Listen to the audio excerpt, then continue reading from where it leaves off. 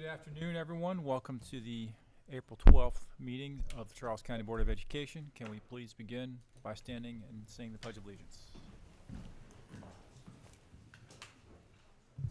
I pledge allegiance to the flag of the United States of America and to the republic for which it stands, one nation, under God, indivisible, with liberty and justice for all.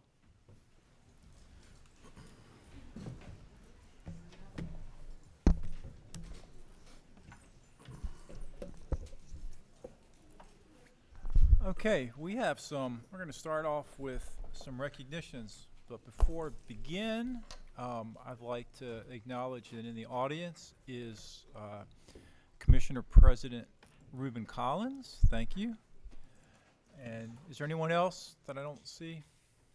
Okay, awesome. Thank you so much. Mr. Lee? Good afternoon. My name is Steve Lee, Coordinator of Student Activities for Charles County Public Schools. I'd like to welcome a number of student athletes that have done a tremendous job here. But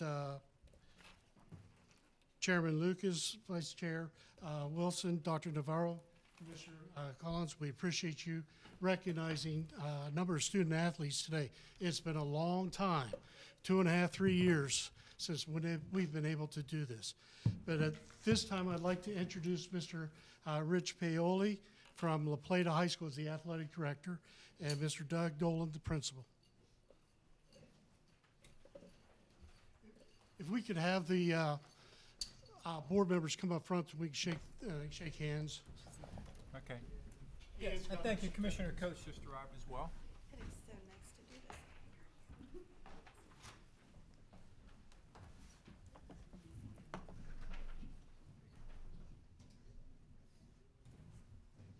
I got them. Yeah.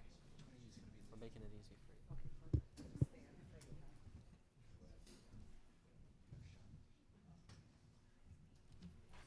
Collins, how are you, sir? Good to see you. How are you?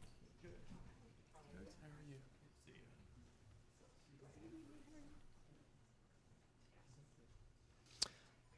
Thank you, Mr. Lee. Good afternoon.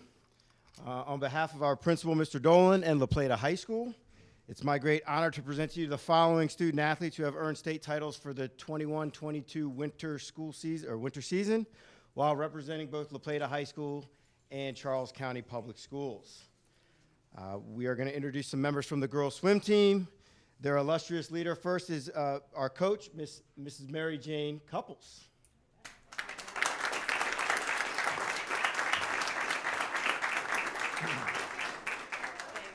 Our first individual champion, Miss Kaylee Couples, also the 200 medley relay and the 200 free relay.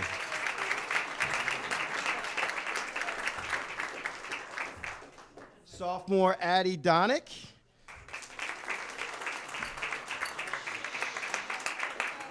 She was a part of the 200 medley relay, the 100 freestyle state champion, the 200 free relay champion, and the 100 backstroke state champion, who also set the state record this year.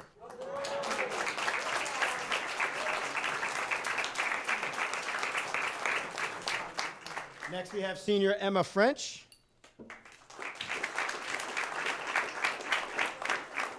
She was a part of the 200 medley relay and the 200 free relay.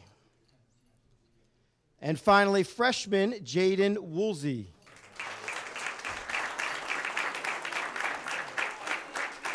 She was a part of the 200 medley relay. She was the 50 freestyle individual champion and the 200 free relay on the 200 free relay championship team. Thank you.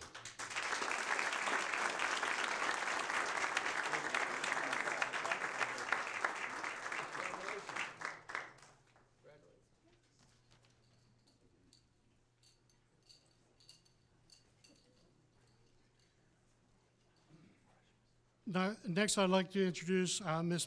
Pam Thornton Miller, Athletic Director of McDonough High School, and Mr. Darnell Russell, Principal.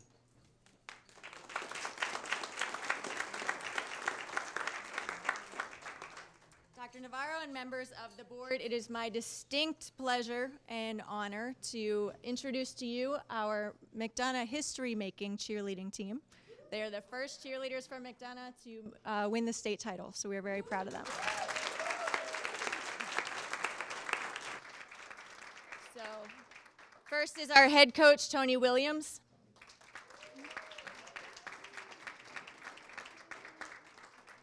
Our assistant coach, Janelle Washington.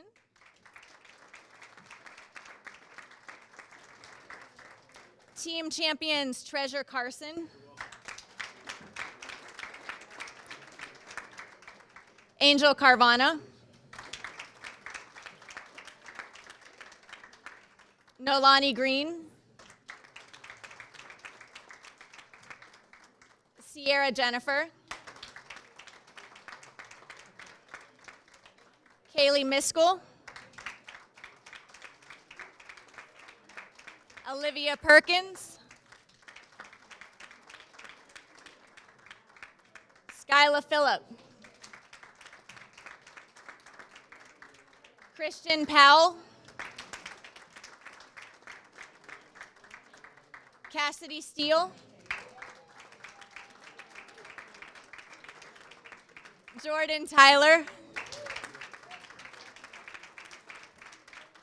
Jalen Matthews. And Mia Wingfield.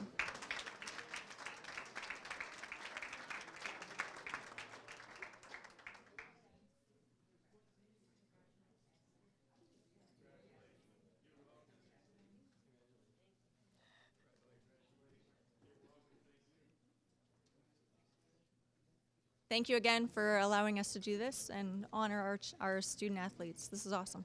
So, cheerleaders, congratulations.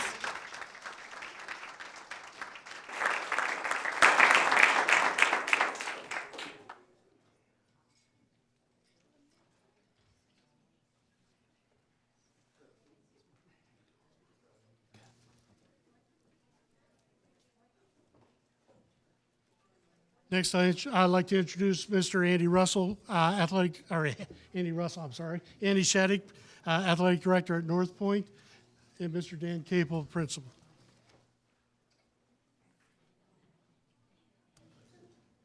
Good afternoon. On behalf of Mr. Dan Capel and myself and all of North Point High School, we like to thank you for having us here today as we honor our state champions from the winter season. First, from our indoor track team, we have our head coach, Debbie Hall.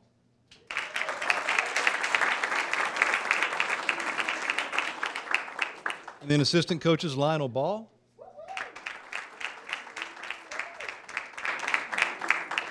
Adam Curran. And Charlie Poole.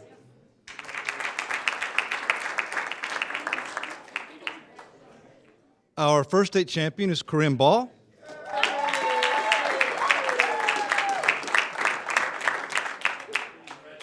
Corinne won the 55-meter hurdles, and also we missed last spring season. She was the outdoor state champion in triple jump last in the 2020 season. So, a two-time state champion. Kevin Collins.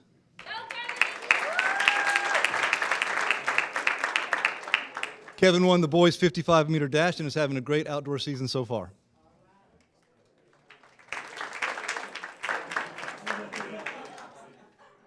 North Point also is proud to have the state champion 4A cheerleaders for winter season. And I'd be remiss not to mention, in addition to McDonough's fine cheerleading squad, St. Charles and Westlake were also state runners-up. So we're well represented in Charles County in the sport of cheerleading. Our state champions were led by two of our coaches here today, Eve Moten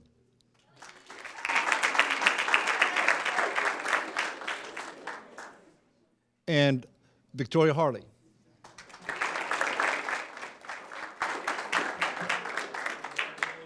Our cheerleaders in attendance today, Taylor Allen,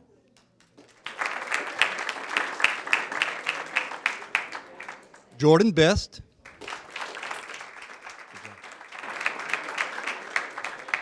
Paige Brazelton,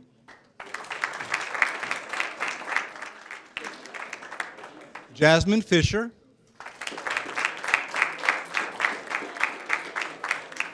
Autumn Forsyth.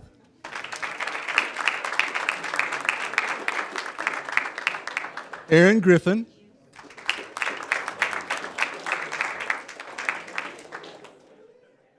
Jasmine Harris.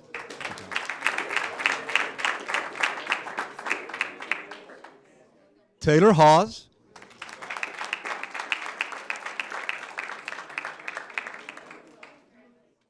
Caitlin Lewis.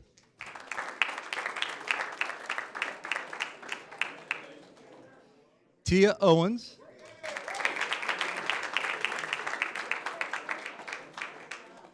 Jalen Rose.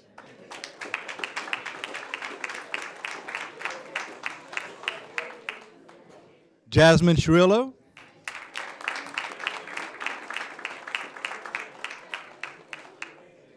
Mia Sims.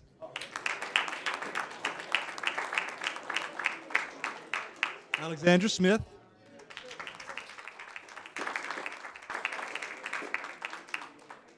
Layla Terry. And finally, Lilimar Torres Santana.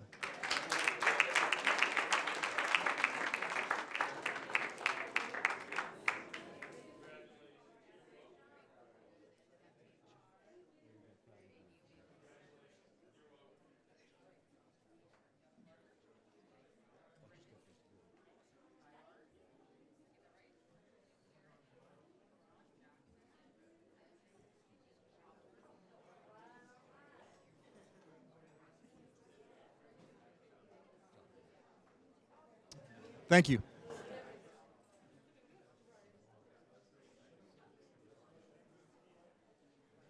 Next, I'd like to introduce Mr. Steve Matthews, Athletic Director at Westlake, Ms. Diane Roberts, Principal, who's going to introduce the team that likes to wait to the last second.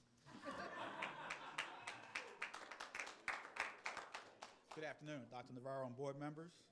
On behalf of Westlake High School and our principal, Ms. Diane Roberts, I'd like to introduce you to the Maryland State 2A boys basketball champions.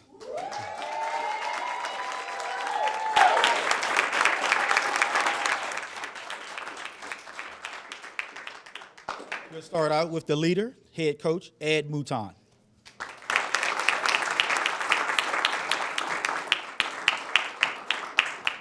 Assistant coaches, Darnell Kemper,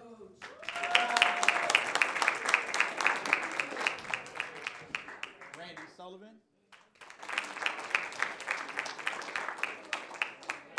Eric Thomas.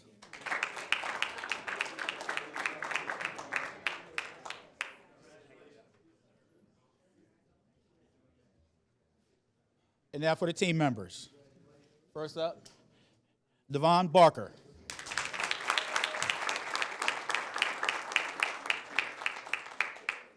Brandon Brimage.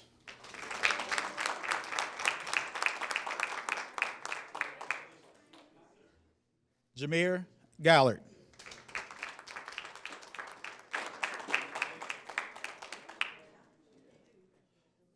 Aaron Haran.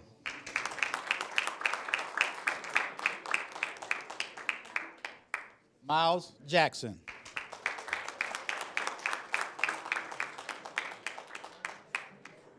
Damari Mims.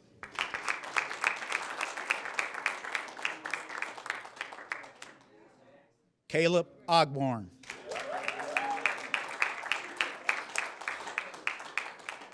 Robert Pearson.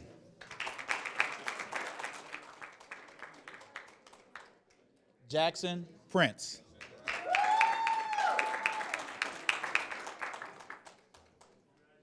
DeAndre Rogers.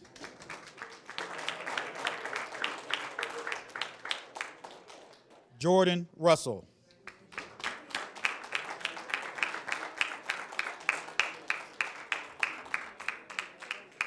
Javon Simmons.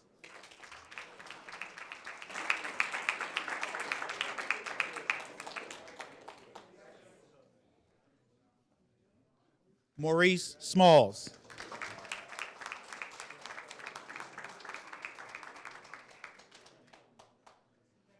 Michael Washington Jr.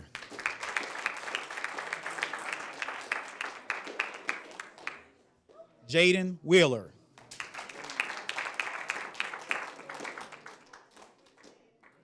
And team manager, Anna Maria D'Souza.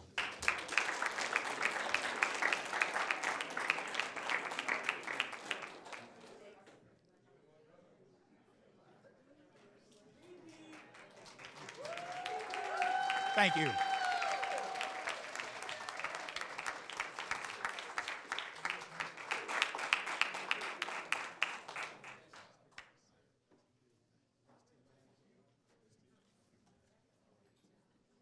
like to thank you for giving us the time and the opportunity to recognize these fine student athletes, and we hope to see you in June.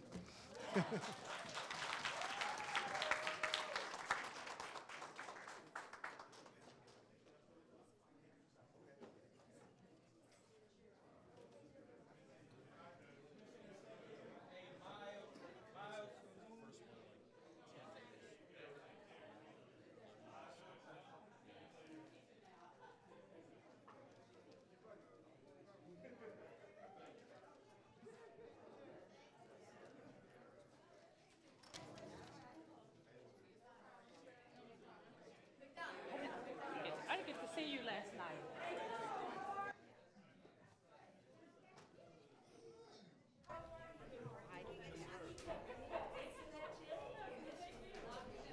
Sure, I'm getting the debrief on that, so yes. Oh my gosh! I said it was too short to be you. Good to see you. All right. One wave to Mr. Martin. Hey, Wendell. Keep up those poses. Keep up those poses. Yeah. All right. Fly United. Yeah. That's great. Wow. Yeah, you guys speak so fondly of him. That's wonderful. Good catch. Yeah. I didn't think that was him. I thought That was good to be able to do that again. And that Westlake game, if somehow you can watch it, and you just need the last 30 seconds, but it was quite a game. And congratulations to all our state winners. So now, Dr. Navarro, the floor is yours. Thank you, Mr. Lucas. Good afternoon, Chairperson Lucas, Vice Chairperson Wilson, board members, and staff. Today, I bring you several important Charles County Public School updates. First, I want to again commend the student athletes we just recognized for achieving state-level honors. This is my first board meeting as superintendent in which we are able to recognize the state achievements of students in person. Congratulations again to all of our student athletes.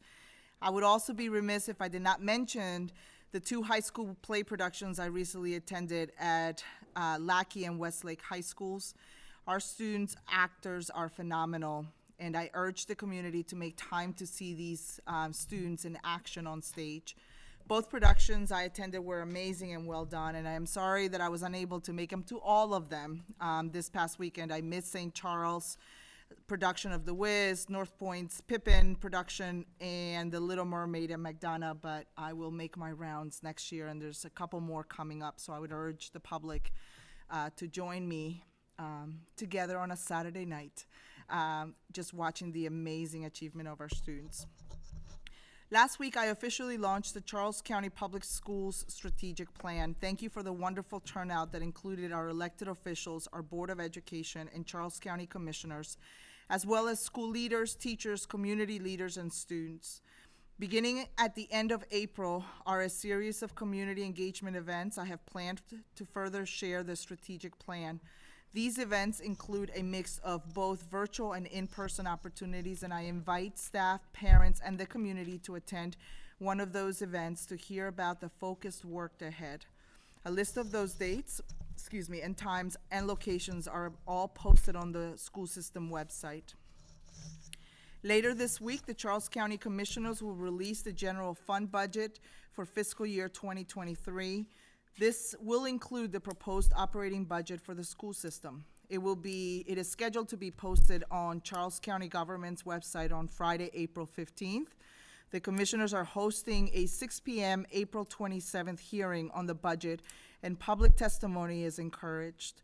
Our budget request of $438 million maintains core programs and supports new initiatives, but also focuses on employee compensation. I am hopeful that our budget request will be fully funded so that we can continue to support our hardworking and dedicated staff. As a reminder, a visual breakdown of our budget request is posted on the school system website under the Quick Links menu area labeled Budget. Later on today's agenda is a presentation about school climate in which staff will share data points about student discipline referrals and suspensions. For the presentation, data for this school year was compared to data from the 2019-2020 school year for the same time frame. It is important to present the data to our community and for us as staff to continuously look at data to inform our areas of work and attention. We have a lot of perceptual data about what has transpired in our schools this year, and I am glad later today that we collectively get to look at actual comparative data. Furthermore, we will get to hear from school staff that what is actually in place to ensure students are supported and are learning important social, emotional, and conflict management skills so they can be successful in the classroom and beyond. Before I close today, I want to highlight recent student and staff accomplishments. Congratulations to all students who recently competed in the MESA competition. A total of 12 teams are moving on to the state level competition after receiving first place at the Charles County Showcase. Charles County Public Schools also had 43 teams compete at the State Destination Imagination Tournament, with 2 elementary teams advancing to the global tournament in May. Congratulations to all participating students and team coaches for your hard work.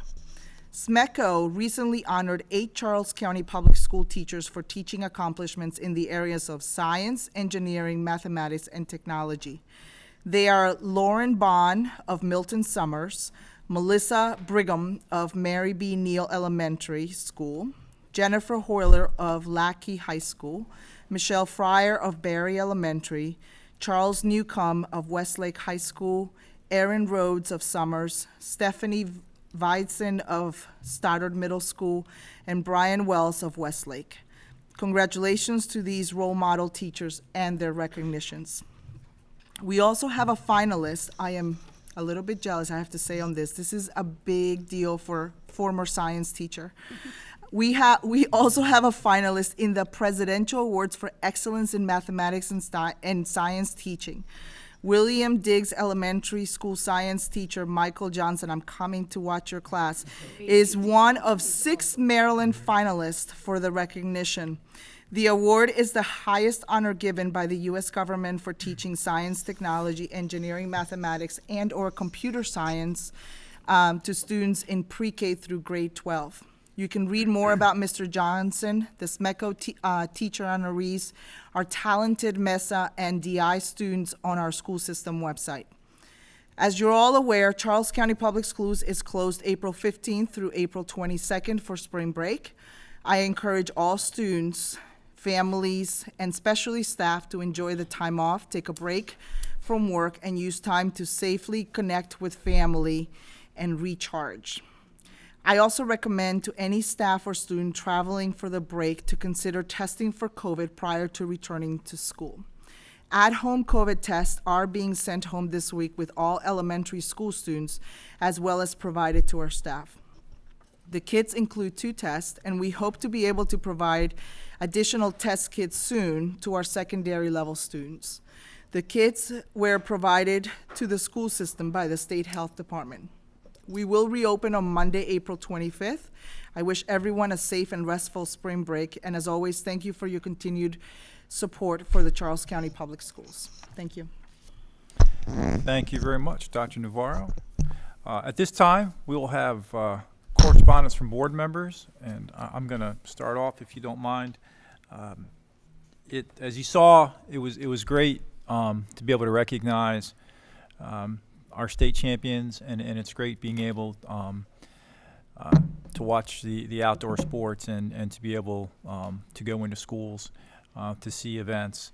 There were several board members at the HITS exposition at St. Charles High School, which had a fantastic turnout despite the cold weather that came in. And so just want to thank everyone that helped make that happen. I think, moving away 5 or 6 years ago, or maybe even longer, from the traditional science fair to including the history, industry, and technology part of it, really has opened it up to a much wider audience, and it's always well attended. So thanks for that. Attended a number of sporting events, went to a softball game that felt more like a football game because it was about 25 degrees outside, but still it's all good, and the kids, and I saw Mr. Lee at one of the events, and I was a little confused because I thought it was him, and I was wondering why he was at a high school, and he makes his rounds.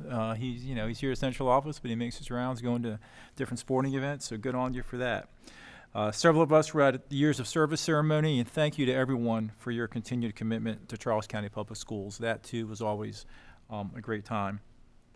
I attended the Youth Art Month celebration here at Central Office, and the artwork from the students are still outside. And I encourage you, if you happen to be walking around or have a reason in the public to come to Central Office, please take a look at that. We have so many talented people. And just thank you to the staff that continue to instruct them. And again, many of us were at the launch of the strategic plan, and thank you for all our community leaders that came out for that. And I attended also the elementary band and orchestra concert. We had several board members, and the superintendent was there, and that was really good. And again, it's great to be out. And several of us attended the National School Board Conference. And even though it was a little smaller than in the past, I think there was still some good information. And moving forward, I think we need to dedicate a little more time than just board correspondence to talk about things that were of particular interest to people. I attended several good sessions that I think we can bring forth to discuss as a group. So thank you very much. That's it for me. Anyone else have something they want to talk about? Mr. Hurd? I've got a quick laundry list over here to go through. So first and most importantly, we have with us today the 2 student member of the board finalists. They're sitting over there, and if you would both stand, we have Amira Abujama, an 11th grader from North Point High School, and David Yum, a 10th grader from Westlake High School. And if we are questioning what our future looks like, look no further. They're standing right there.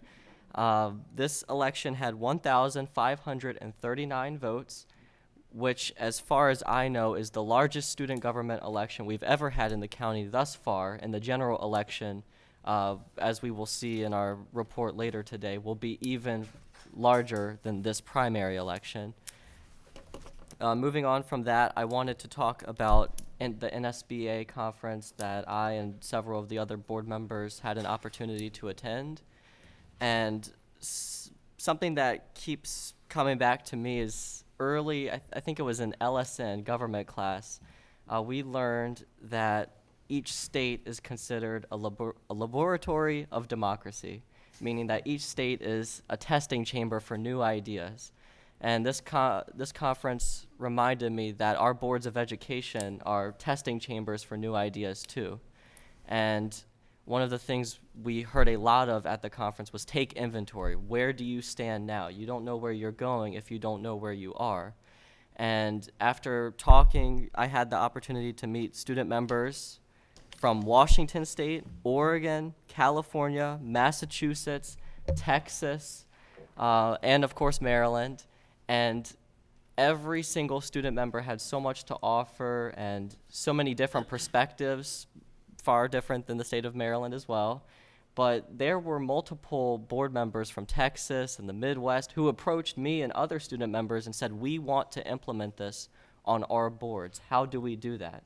And we're now in contact with some of those board members, and it just goes to show that Charles County is leading student leadership in both the state of Maryland, but also the nation, and I think we should be proud of that. I had the opportunity to view Pippin by North Point High School, Beauty and the Beast by Lackey High School, The Little Mermaid at McDonough High School, and all 3 productions were wonderful. I have a lot of those soundtracks still stuck in my head. And I would also be remiss if I didn't mention Rainbow Fish at Milton Summers Middle School, which I also had the privilege to see, and Miss Brown was there too.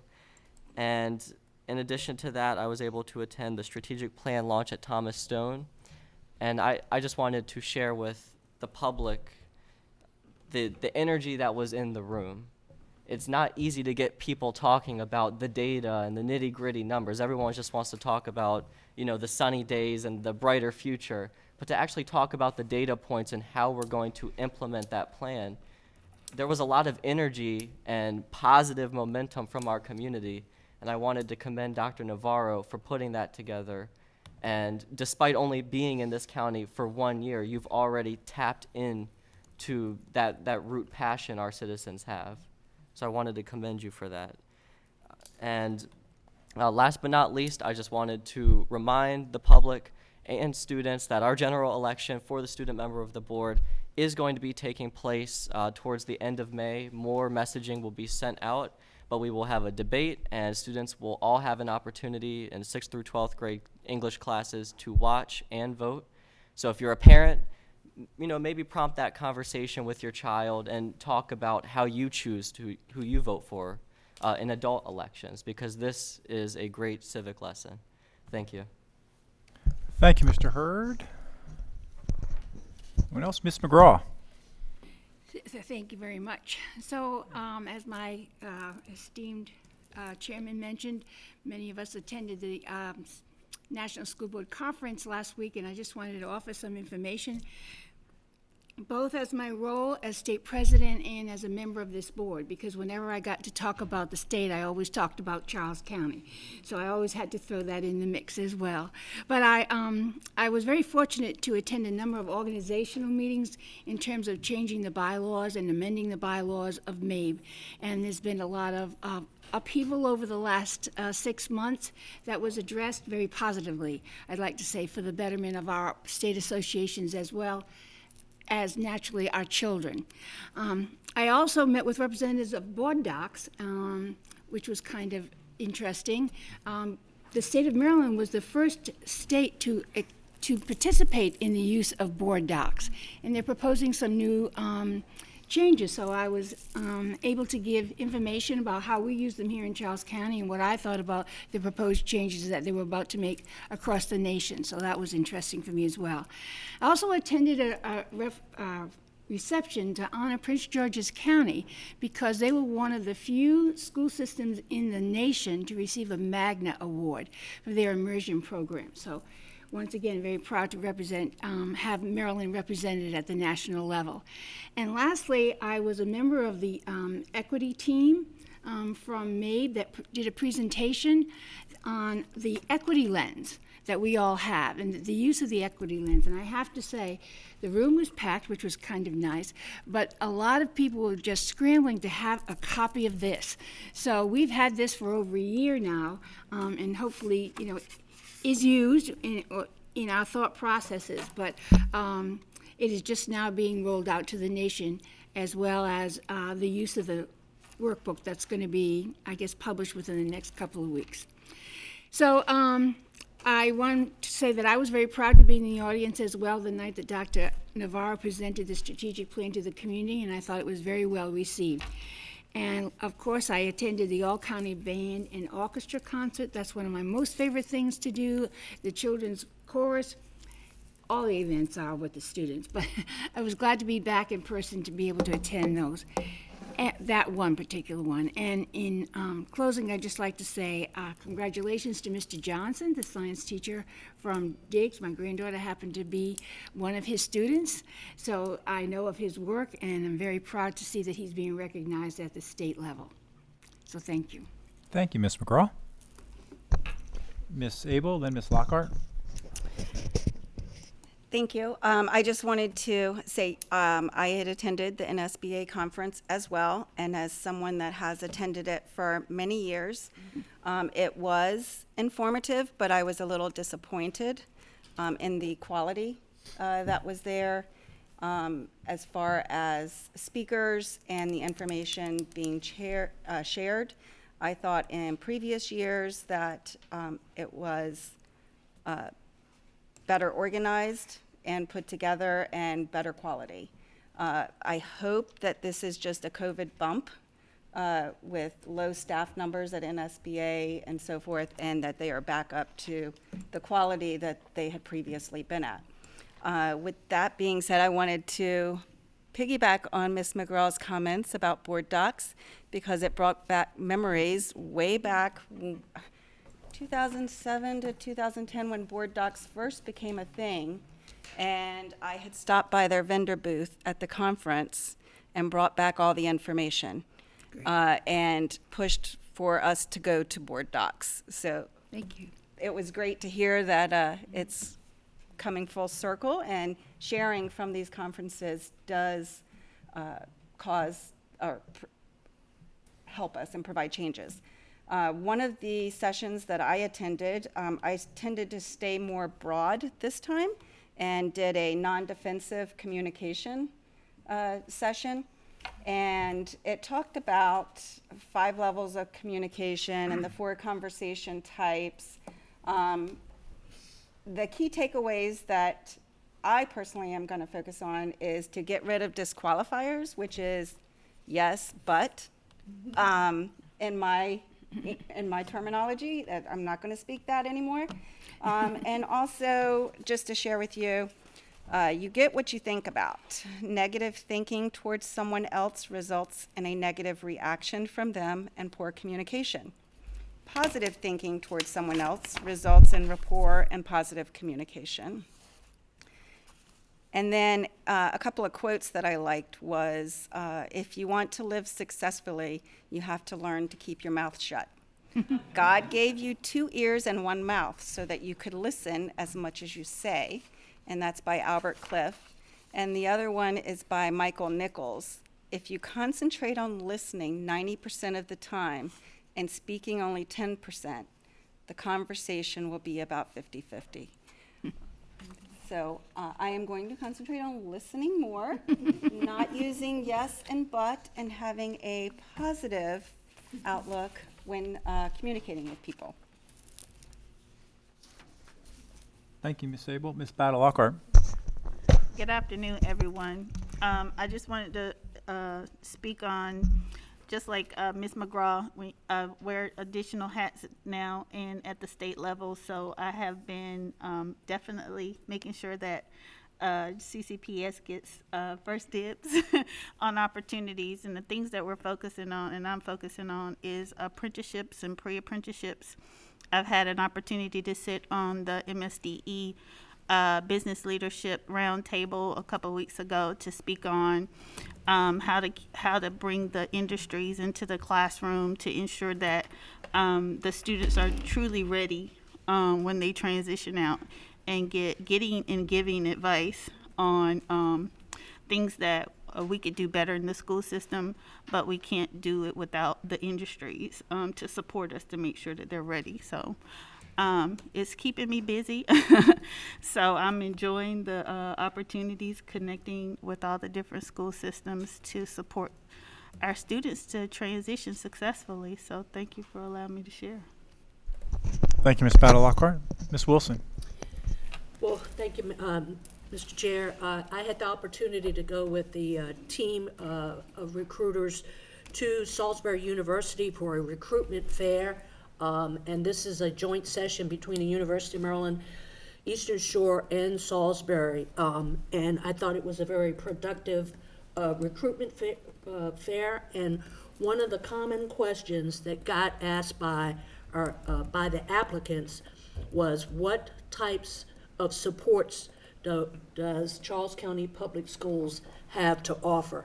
And it was with great distinction to be able to share that we have support systems in place. So our new teachers are very interested in what we have to offer. So it was a great fair. I would also like to share and reiterate the common challenge still remains University of Maryland Eastern Shore is one of 4 HBCUs in the state of Maryland. And once again, I got a chance to interact with the Dean of Schools. And once again, the number is very sombering of the African Americans, seniors in the class. As one of the UMES alumni comes down the walkway, UMES only had 4 seniors in its class. And so we have got to do a better job in getting more persons of color into the field of education. I thought, did a wonderful job in recruiting with the pool of applicants. So I'm very excited to see those beautiful new faces when they show up. I participated at the Thomas Stone and St. Charles Senior Portfolios. And as my colleagues have already hit on, the HIT Expo, the years of service, the strategic plan, and the elementary school East All-County Band and Orchestra were also absolutely, it's wonderful to participate in these sessions in person. And of course, the work for Blueprint continues as each of the board members serve on a work group. And I participated in my work group, Governance and Accountability. And as already indicated, we attended the National School Board Association. And I want to acknowledge once again, Board Member Virginia McGraw is the Maryland School Board President. That is an honor that is bestowed upon us, and it must be recognized. And she did a fabulous job at the national level, and so kudos to you. I thought the workshop panels that I attended was very interesting, and I look forward in the opportunity of sharing not only with my board members, with the superintendent. I focused on workforce development, and there were certainly 2 workshops that offer some very interesting ideas, of one of which in one school district in Odessa, Texas, actually has what is called an innovation office, and they embed technology into their curriculum. There's so much details to offer that we're just going to have a separate time and moment to discuss that. So as always, it's always wonderful to be out and about to see the wonderful things that are taking place in our school system. Thank you, Mr. Chair. Thanks, Ms. Wilson. Okay. Ms. Brown? I did have an opportunity to attend Dr. Navarro's strategic plan at Thomas Stone and the HITS program. And I want to give a shout out to Ms. Liston over at Summers, where I attended the Rainbow Fish play with Mr. Valentine and Mr. Hurd. And the Rainbow Fish, the gentleman that played Rainbow Fish was so good that he had his own fan club afterwards asking for his autograph. So I don't think Ms. Liston understands what that meant to those kids after being shut down with COVID. They were just so happy to be together and be able to perform and have a good time together, and they did. And the one thing that I did bring back from the NSBA conference was the fact that we have to reach these kids in reading even before 3rd grade, that you have got to find a way to get these kids to be able to be on target for reading at an early age. And that's it for me. Thanks, Ms. Brown. Good. All right. Thank you very much, fellow board members. Now we will hear, or actually we won't hear, Mr. Heil could not be here today, but I trust all the board members will read what he sent over, and it's posted on board docs as well. But we will hear from AFSCME, please.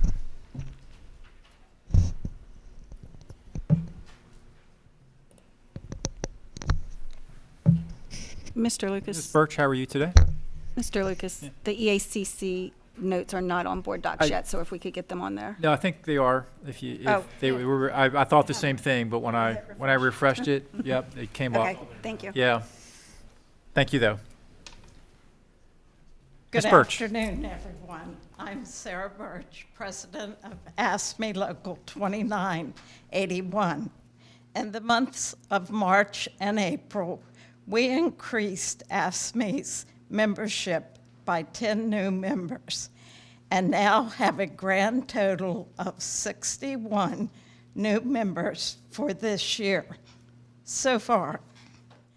Increasing membership has always been one of my main goals as president of AFSCME. Increasing salaries of the lowest paid, hardest working, most reliable employees in our system, support personnel, has always been an objective of mine.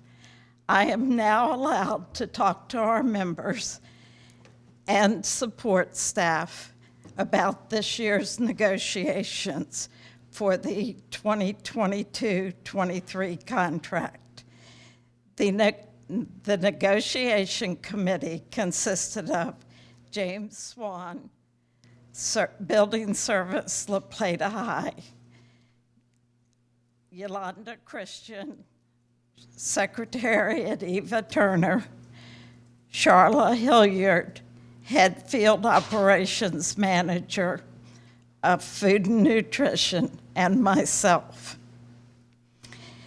If the Charles County Commissioners approve the Charles County Board of Education budget for the 2022-23 support staff, will receive one level and a 4% COLA, cost of living adjustment, on July 1st, 2022.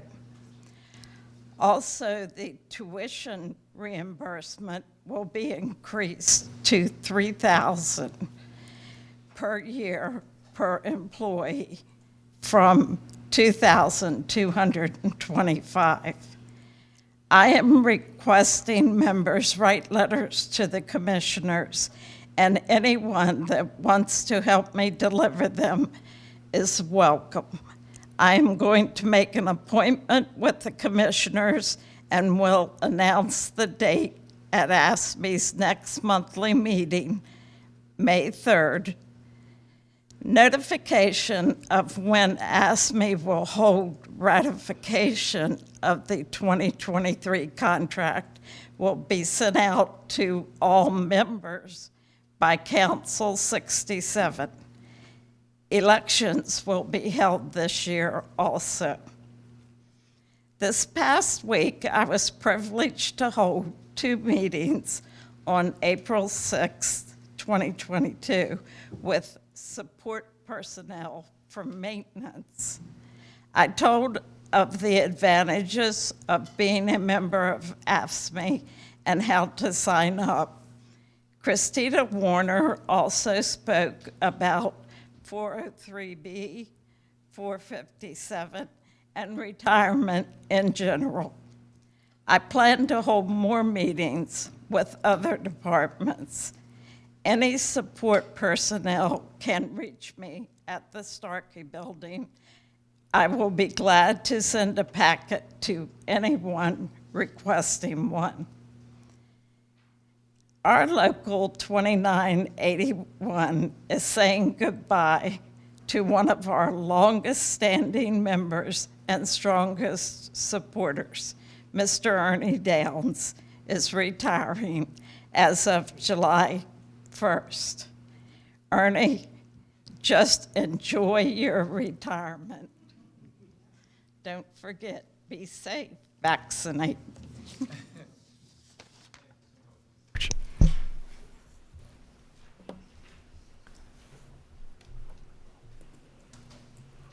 Okay, the agenda says Mr. Lowndes, but the presentation said Dr. Jones, so I don't know who's coming up. Dr. Jones, okay. So I will be joining you this afternoon. I will not be alone, however.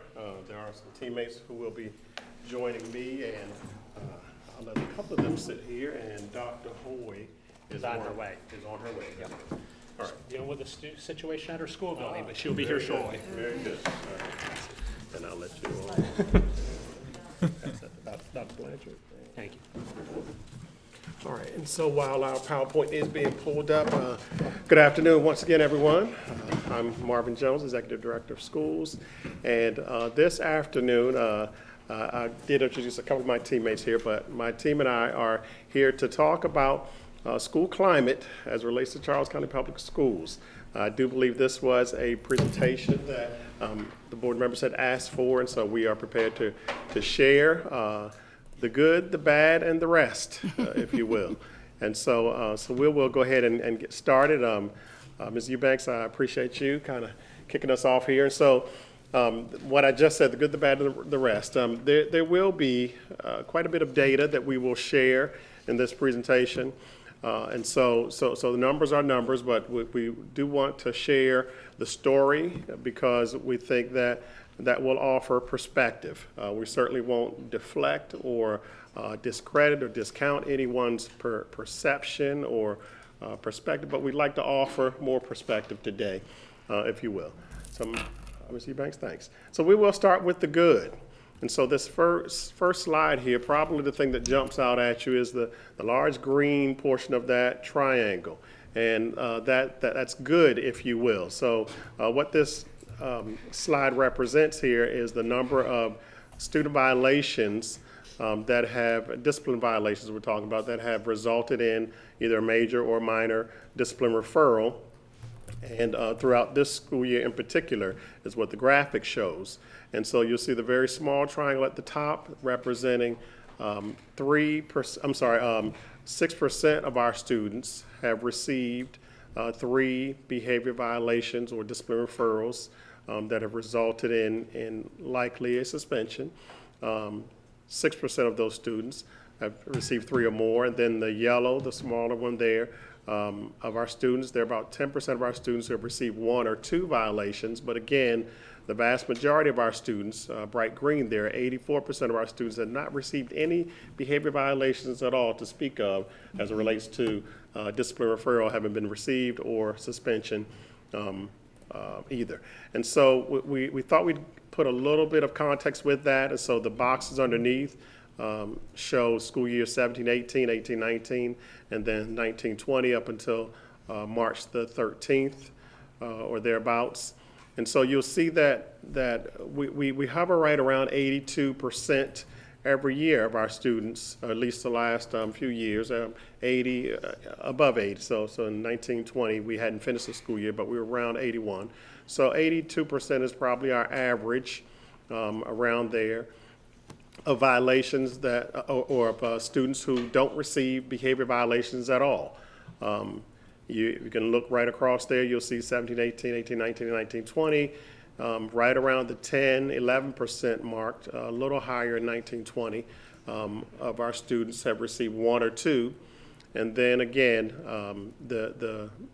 a very small percentage of our students in comparison are receiving 3 or more violation and receiving a discipline referral as a result. And so that last box just shows an average there. So we take this as a part of the good, if you will.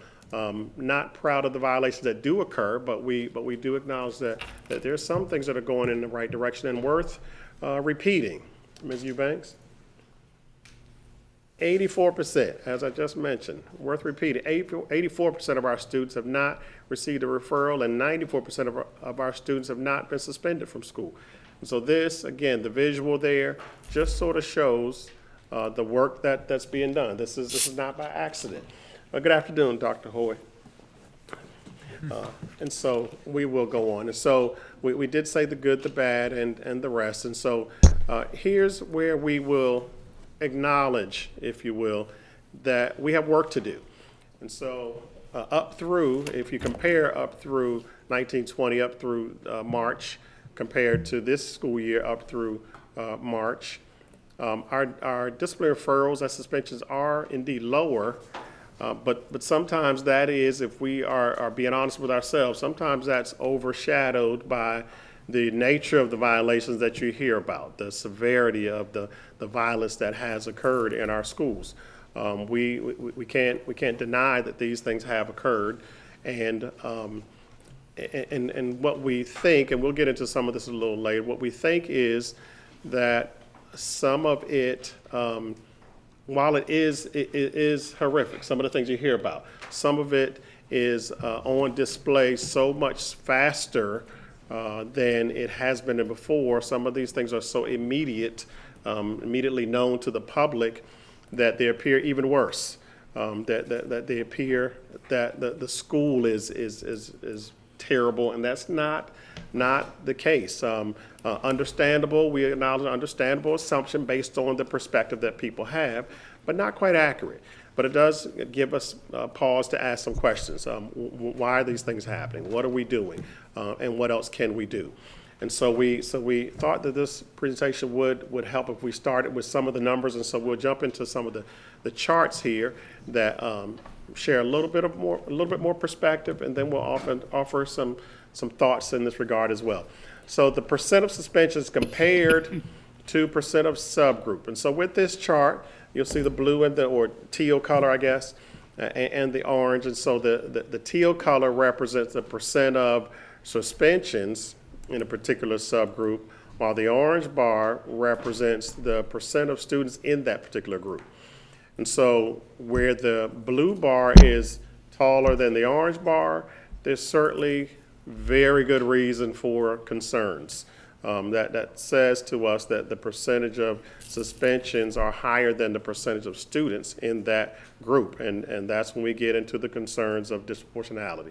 And so the first one you see, Black or African American students there, and I can't see the numbers very closely from here, but it's like about 76% or so are the students who have been suspended, of about 57% of African American students. So that's a concern. Where the bars are where the orange bars are a little bit taller, those are better, if you will. But if we look over a little further to the right, again, the areas that if we were going to note as discrepant or disproportionate, special education, you'll see the blue bar is taller, as well as the farm students, our students who receive free or reduced meals. The blue bar is taller. These are concerns for us, but we certainly cannot deny that we are having more concerns in these particular areas. And the percentages you can see better than I can. I won't try to read the numbers to you, but just as as a visual, you see what jumps out as concerns. The next one here, percent of suspensions compared to, and this is really same information, but school year 1920. I'm sorry, that should say 1920. It says 21 there, but school year 2019 through 20, up through March that year, is what that should say. But very similar to the last chart. If you just glancing at it, flip back one more time, Renee, if you don't mind. Very, very similar. Two different charts, but looks super similar. So this area, and go back to the next one, Renee, please. Thanks. So this area you can see is an ongoing area of concern for us, particularly, again, where the blue bar is taller, showing concerns about disproportionality with regard to suspensions, our African American students, our special education students, and our farm students. So again, just the numbers right now. So we'll move a little further. Violations comparison. So in this one, the blue bars don't represent percentages. The blue and orange bars don't represent percentages. They represent the years. And so the blue is school year 1920, and then the orange is this school year we're in currently. And so the violations, in this one, you'll notice that for the vast majority of them, the orange bars are lower than the blue bars, which does show a downward trend. And so this is a good thing. So some of them are certainly still a bit high, but if you look at the major disrespect and you look at the major disruption, you'll see those numbers have decreased by just about half even. Under the major fighting, there's a very slight decrease there.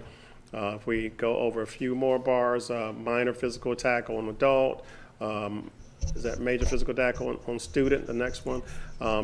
Those are still higher than we are proud of, but we do see a downward trend.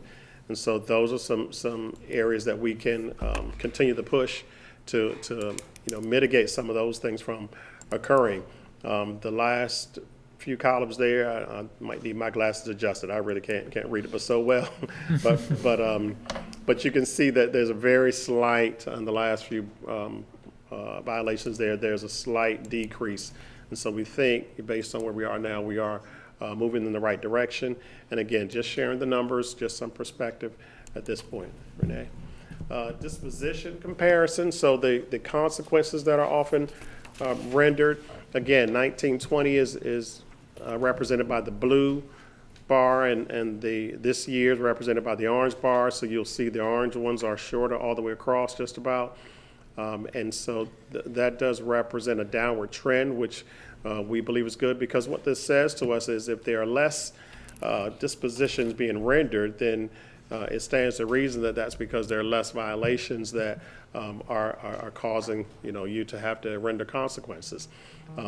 Again, so we look at, you see what they are there, phone calls home, ranging from phone calls home all the way through suspension to the superintendent. The column third from the right, that's a little higher on the end there, that's not a whole lot difference, is the out-of-school suspension column there, and the comparison is not a whole lot different. And so what that says is, while suspension is not always the answer, our principals are going to do what's necessary to keep our schools safe.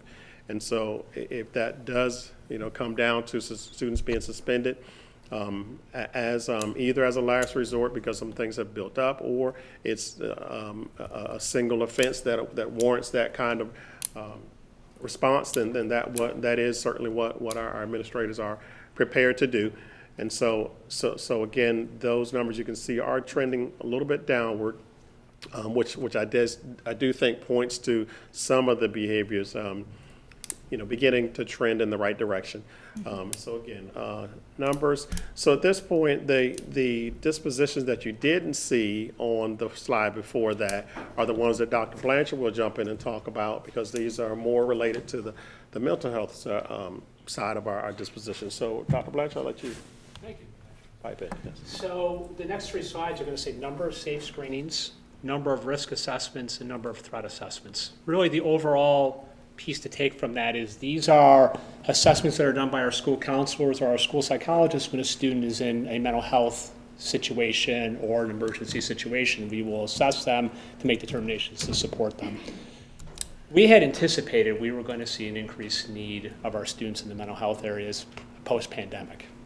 And as you can see from our numbers, safe screens you can see have gone up this year and these are 1920 upon closing March 13th of 2020 to this year. So we've seen an increase in safe screenings. Ms. Eubanks, can you show the next screen? As you can see, also a significant increase in completed risk assessments. So data can tell you a lot of things. What's one thing it could tell us? One is that we've seen a significant decrease in numbers of referrals and potentially discipline for disrespect, disruptive kind of behaviors in our schools, which tells us that some of the work we were doing ahead of time with our teams around, let's not look at it as a behavior of discipline, let's look at it as a behavior of mental health, and maybe there's some interventions we can do to try to address that. That would indicate to us our teams are seeing that and making the necessary referrals to look at this as a need of our students. The negative is our students have many needs that we're still trying to get a handle on. We have a number of things in place to address that, but it's very clear that our students have come back to us, perhaps in having a few more mental health needs than perhaps pre-pandemic, which we are still working on and trying to address. And then the number of threat assessments you can see has actually gone down just a little bit. So that also tells me that we are hopefully getting ahead of these threats and coming up with other solutions prior to having to go to discipline or to doing the threat assessments and address it in that manner. So now I'm going to turn it back over to Dr. Jones to talk a little bit about some of our hypotheses about behavior. And just before I go into that, one of the things that we sort of talked about was there being a correlation with the lower numbers of the dispositions, the traditional dispositions that are offered, and the higher numbers of the risk assessments and the safe screenings. There's a correlation there because the challenges are different and deserve to be addressed in a different way than perhaps a traditional in-school suspension or loss of privileges or whatever it may be. And so there's a correlation there, we think, and as far as why some of those assessments are up. And so some other things that we are observing at school since our students have returned, that many of our students are still having difficulty switching back from the virtual learning experience to the in-person experience. Many of our students are still kind of wrapping their minds around that. In-school opportunities for social growth were missed out on for about 1.5 years, if you think about it. These opportunities to grow, in-school opportunities to practice patience, those were missed out on, at least in the live experience at school, where they were missed out on for 1.5 years or so. In-person access to student services and mental health supports, those were missed out on. These are just some realities that deserve some consideration when we think about all the things that are going on in our buildings. Renee? And then a few think-abouts. This year is the first in-person school experience for kindergartners and many of our first graders, which is a little different. Under ordinary circumstances, many of them would have gone to pre-K and kindergarten. And so this year is their first experience. For 2 grade levels at the middle school, 6th and 7th graders, this is their first experience outside of elementary. And that's, when you kind of think about it, and having spent a little bit of time in some of our middle schools, I can tell you that you can see it. Our 6th graders are super, super busy. And then you go down to 7th grade wing or 7th grade lunch shift, and they're a little less busy, just a little less. And then you get to 8th grade, and they're like laid back and chill, kind of, But and I think that you can see that because these 6th and 7th graders, last time they were in school, they were 4th and 5th graders, and so there's a maturity thing, I think, and getting used to buildings where they haven't been in schools with all the same students for the last 3 and 4 years. Kids from all other or several different schools. Same thing in high school. Your 2 grade levels, your 9th and 10th graders, this is their first experience outside of middle school.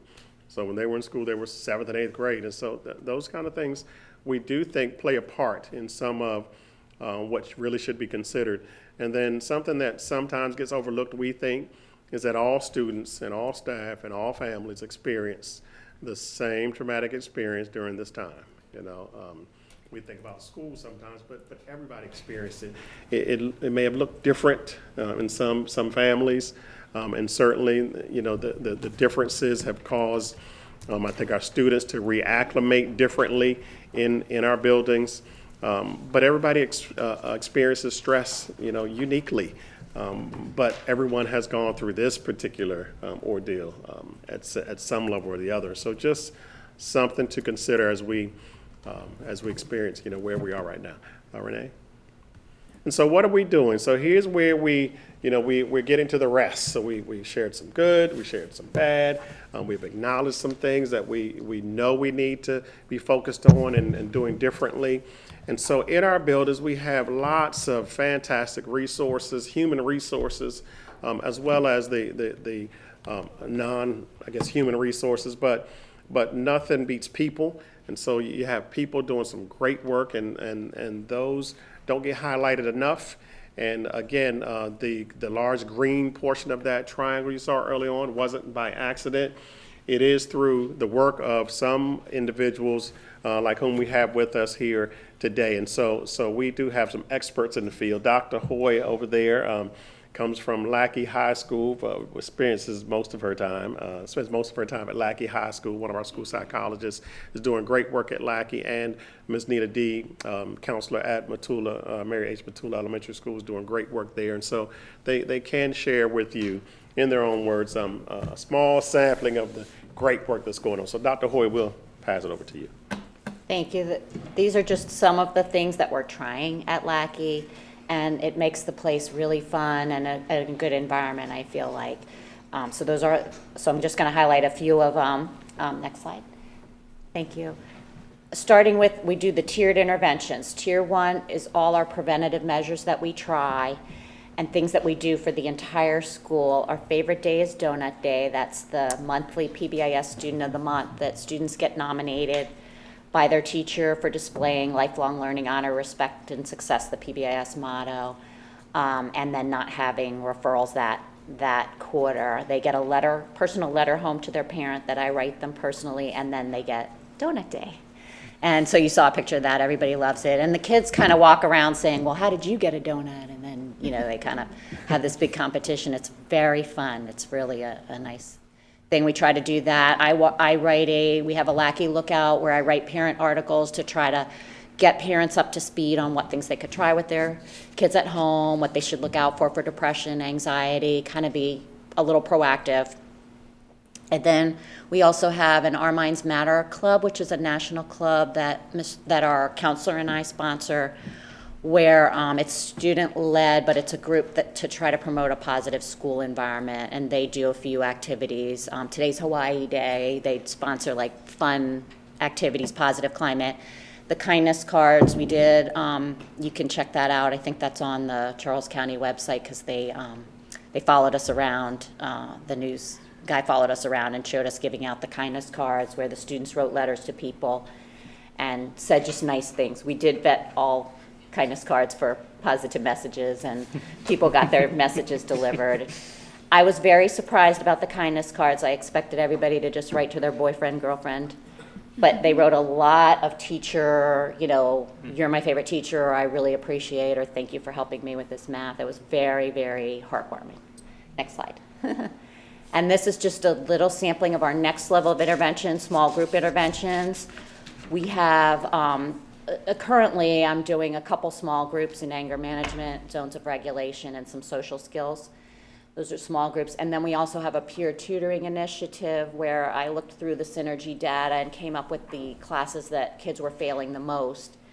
And then I interviewed some tutors and got a group of kids together, and we are taking referrals from teachers and parents and counselors and the VPs and matching them with tutors and doing a little tutoring, peer tutoring groups. So that's been really fun.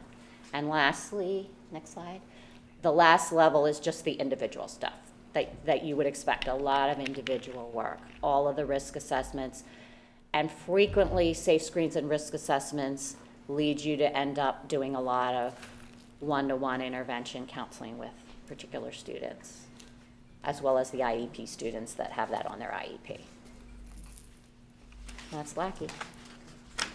Okay, so this slide shows a triangle with the tiered supports that we have in place at Matula Elementary School. So up at the top is our Tier 3 interventions, and we do have obviously a lot of individualized interventions for students who need Tier 3 supports. And then in our yellow zone, we have group interventions. So we have some ongoing groups, and then we have groups that occur that are on an as-needed basis. And then this year, we have really pushed our focus into doing a lot more of the school-wide programming with our whole school staff. So I'll show you in the next slide in a minute just some of the things that we're doing. But one thing that I did want to point out with our triangle, if you could go back, one thing that's missing that we have really felt this gap is our community connection piece. So in the past, we've had mentors come in from outside places that are supporting our students, and without that, I think, that is a real loss for our schools. All right, so this piece I love with the colorful pictures. So every morning at Matula, we have a school-wide social emotional learning time, and I think that this is probably the most impactful Tier 1 support that we have at our school. So I want to highlight this for you. So each morning, our students participate in a class-led morning meeting from 9:20 to 9:45. So that's 25 minutes of solid social emotional learning time that they're doing. This includes a morning announcement that's provided to the teachers via a shared PowerPoint. They focus on our monthly character trait using Chick-fil-A's Core Essentials program that all of our elementary schools use. We have movement opportunities using Move This World, again, something that we have at all of our schools, and a classroom circle, which is a restorative practice that our students call a dolphin discussion. So you'll see photos there of dolphin discussion. We have, we recognize classes during this time as well for great things that they're doing. We spent some time in the fall and early winter training our school staff so that they're able to provide this Tier 1 support effectively. And we find that when our school staff is able to provide more social emotional supports, it allows our additional staff, like our school psychologist and our school counselor, to be more available for our Tier 2 and Tier 3 supports that are needed in our building. The work that our school team, mostly our teachers, are doing during this time have really helped for building relationships, modeling expectations, and creating a really nurturing school environment for our students to be kind and compassionate and make good choices. All right, our next slide. This one is a difficult slide for me to share, but I think it's really important. So first I want to acknowledge how much I appreciate the inclusion within the budget request for the coming school year for additional school counseling positions, especially at the elementary school level. And I think this really speaks to what a challenging year this has been for us to support social and emotional needs of our students. So in our earlier slides, you saw the increase of safe screen and risk assessments, especially at the elementary level. And so I did a time use analysis for just a random week in the school year. And the data shows that I spent, during that one random week, almost 50% of my time was spent doing Tier 3 tasks. So that includes crisis response, that includes individual counseling, that includes meetings for individual students such as SST and IEP meetings, any of the planning and preparation that needs to be done to implement individualized interventions. So that is a huge chunk of my time being spent on, as you saw on that first slide, just a very small percentage of our students. So I think that this data, one of the real reasons why I wanted to share it is because it shows that we do need additional staff to support the social emotional needs of our students, but also I want you to see, where that money, that funding is going to support is really going to help us be able to do more of the Tier 1 interventions that are really helping that school climate and helping with that downward trend of our numbers.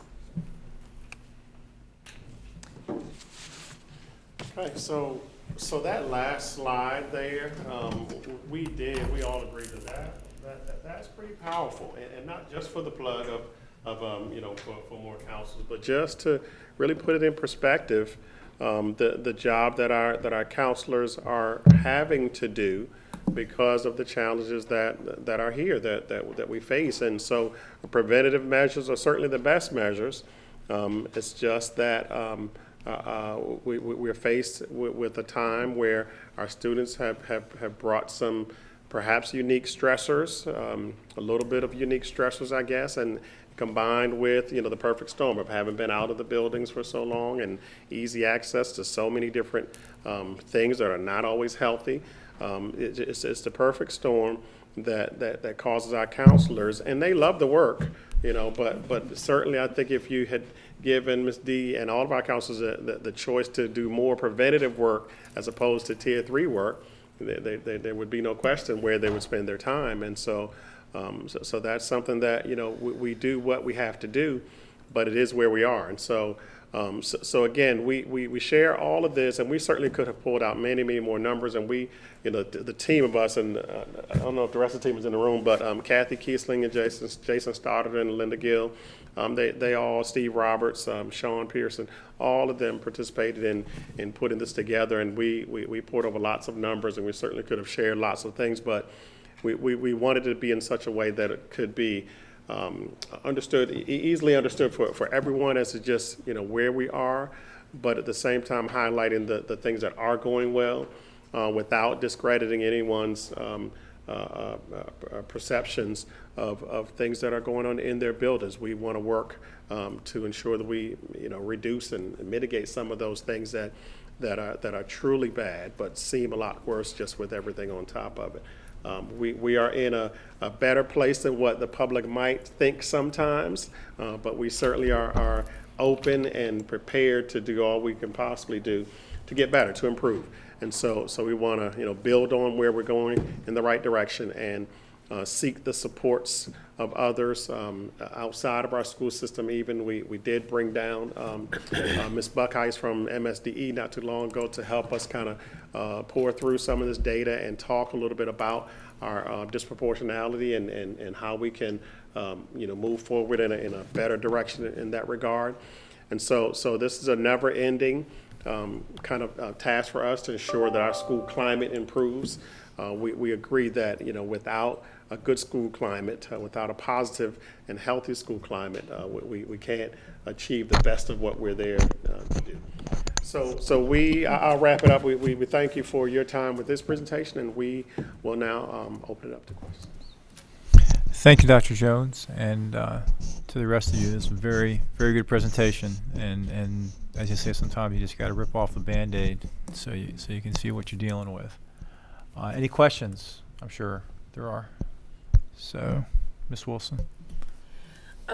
Thank you for a great presentation, and I'm always grateful, Dr. Navarro, for the transparency, and I understand the challenge that sometimes the truth can't get out there fast enough before the negativity gets out there. I like many folks, the few opportunities that I do get to search the internet and see an incident from Charles County Public Schools or any school, but obviously Charles County Public Schools. It is very, very hard to watch a student fight, and particularly nowadays, and I am going to look in Ian's direction and the student representatives, how traumatizing that must be when you have a student that is essentially being attacked. There's one, not that it can be justified. It's one thing when it's a one-on-one thing, but when you see 3 and 4 or 5 individuals in this exchange, that's just not acceptable. And I welcome the opportunity to figure out what we can do to reduce that, because if I'm traumatized looking at it and it's sensationalized, which is the other thing that is heartbreaking, I can only imagine what the students in the buildings are seeing, because it's not good. And I welcome the opportunity in any capacity to remedy that situation, because that is just a hard pill to swallow. And so with that said, I look for any opportunity to get these numbers down. And there's reference in your slide about major fighting and major guns. To me, a fight is a fight.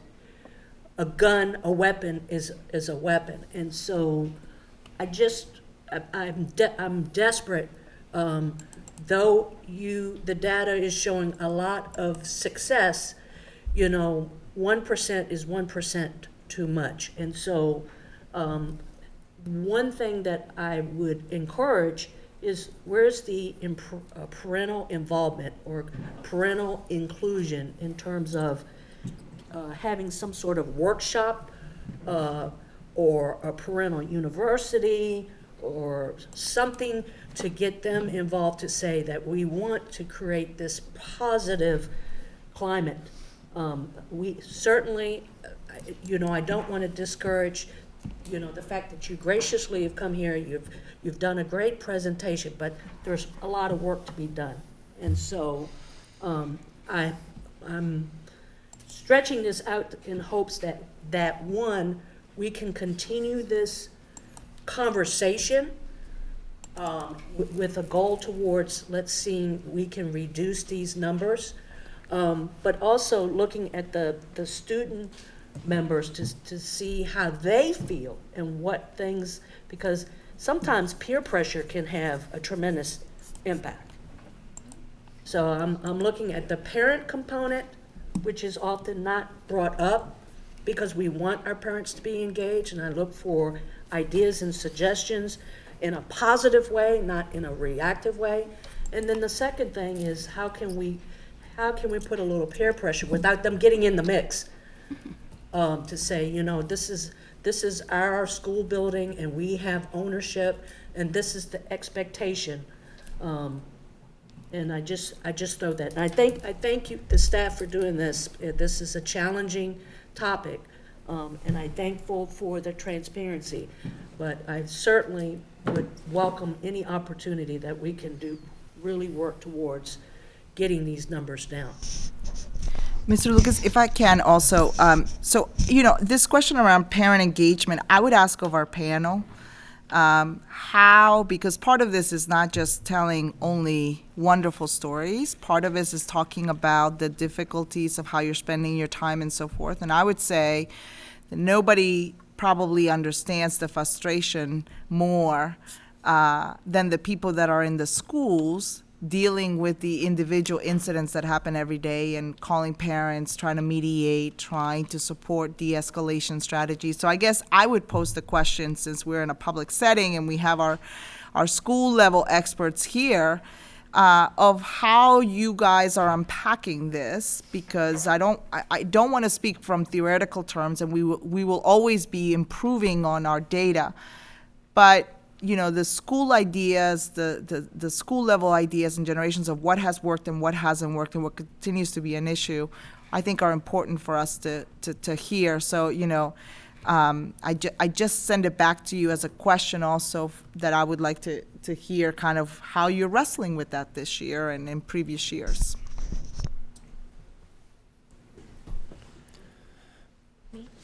Well, sure. You can start. I mean, there's no wrong answers here, so. No pressure. Yeah. Well, I think we had started with the restorative justice, restorative circles pre-pandemic, and so lots of people got the training, and then kind of the pandemic hit. So I know the PPW and I and some of the VPs that have been trained try to address that, try to use the restorative justice model, particularly for fights and that kind of intervention. We do have a situation, at least at our end of the county, where there's been parents that are involved in the fights in the sense that, it's a community issue and long-standing simmering things have come up with that, and things have gone on for a number of years, and I think that's always an issue that needs to get addressed, and actually tried splitting up groups of kids, and that worked really well for them. But there's no easy answer to this, and none of us like to. We're always upset when we see fights. So none of us want to see kids hurt, or adults, or any of us. So there's no easy answer. I do want us to look more at some of the restorative stuff and maybe focus on that. Have some focus on different alternative placements and interventions that we could do. Thank you. I don't know how other people feel about it. So just one of the other things I was going to mention that I think is important for us to do as much as we can is to highlight the positive things that happen with parents just as much as those things get glorified on, the other things get glorified on social media. So I'll give you an example of what I mean with this. At one of our schools, there was an issue that I think was going on in the community, and it trickled over into the school where the students got into an altercation, and when their fathers were alerted to this matter, they, the administration spoke with the one boy's father, spoke with the other boy's father, and the fathers had made mention that they wanted to talk with each other. Emotions were high, so sometimes when emotions are high like that, we don't always encourage that they have that discussion right away. That could go bad. But it so happens that when the one father was picking up his son and leaving, the other was coming, and they met in the parking lot. However, we thought that this was going to go bad, but it actually went good. And the two fathers ended up talking in the parking lot and shaking hands, and another adult that was with one of them videotaped it, I'm dating myself, posted it. You didn't say Betamax, so that's. Took that phone out and videoed it and posted it on Instagram that the two fathers of these two kids had been in a fight, were shaking hands and hugging it out in the parking lot. That's the kind of thing, and posted that story. That's the kind of thing I think that we have to glorify that when we have our adults who are doing the right thing. I mean, why not promote some of that too? I mean, I think we can promote more of that, empower our young people who are doing the right thing to continue setting that example. The meeting that we do with the Youth Advisory Council with the Sheriff's Office and the young people who represent and come to that meeting, and we talk to them about things that that are concerns for them. And we encourage those students, because they are leaders in their building, encourage those students to go out and set that example in your building, and be bold enough to show that it's okay to do the right thing.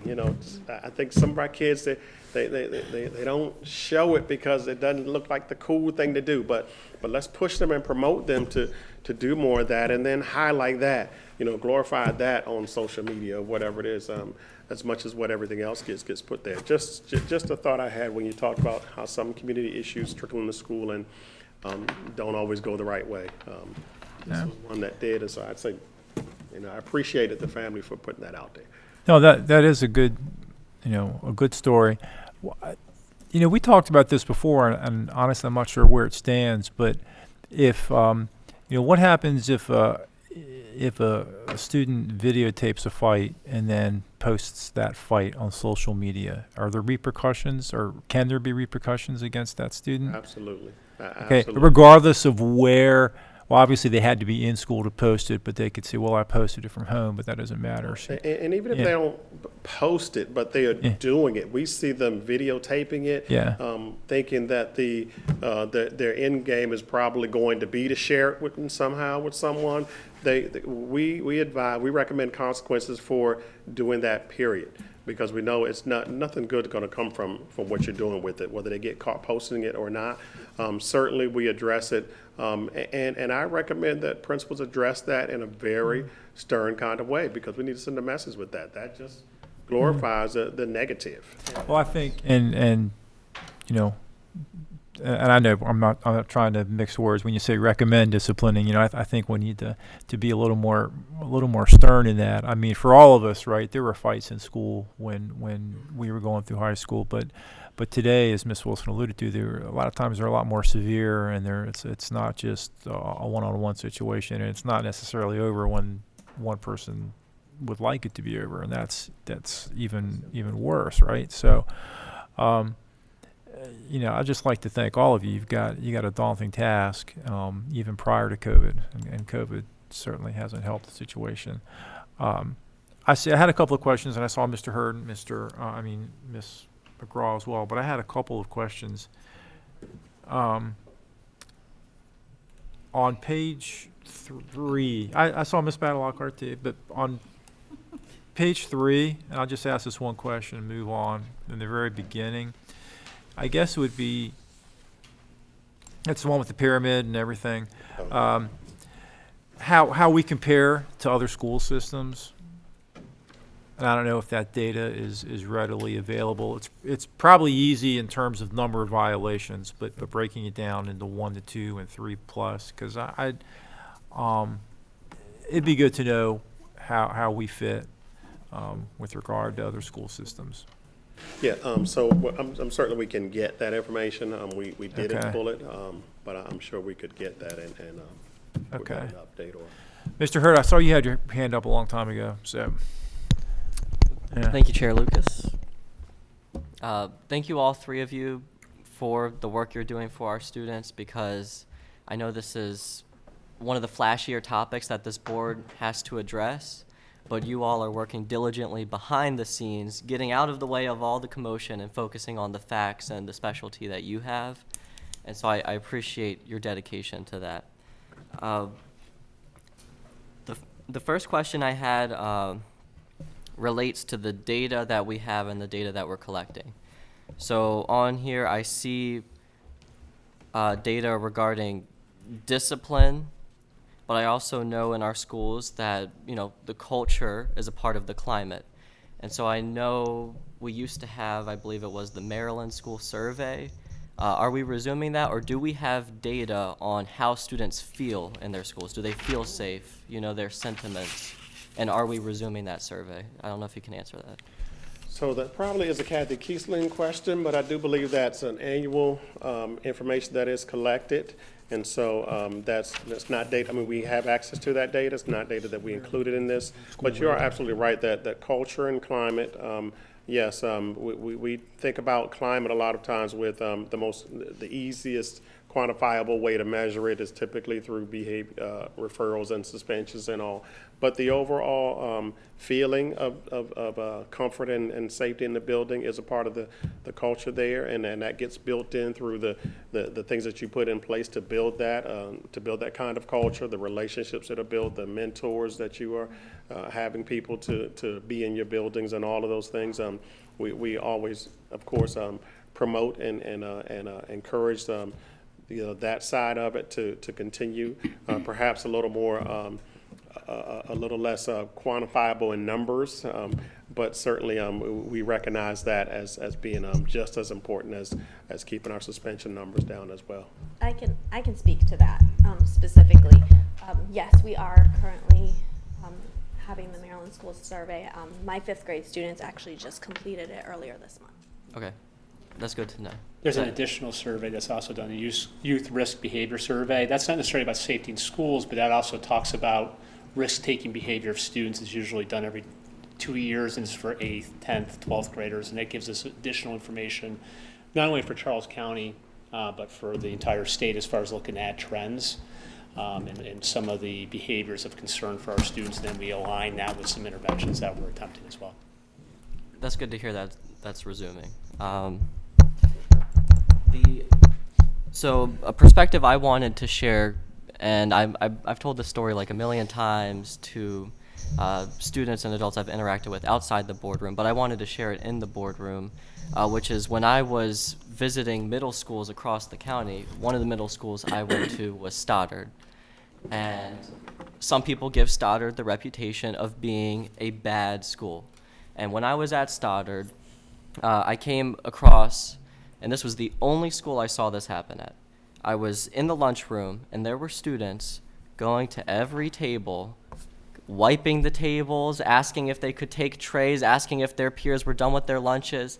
And so I went up to the students after, and I said, what'd you do? What are you being punished for? And they told me, they said, no, we're doing this because we want to do it. So then I went to the VPs, and I said, what'd they do? What are they getting punished for? And they said that these students were the students who had been fighting weeks prior. But every lunch, they'd be standing up, going around, and they'd tell them to sit down, and they realized that the students needed an outlet. So when they gave them that opportunity to positively contribute to their environment, these students who went from fighting were now what we would consider, the A-plus students, not academically, but being leaders in their schools and taking ownership of their environment.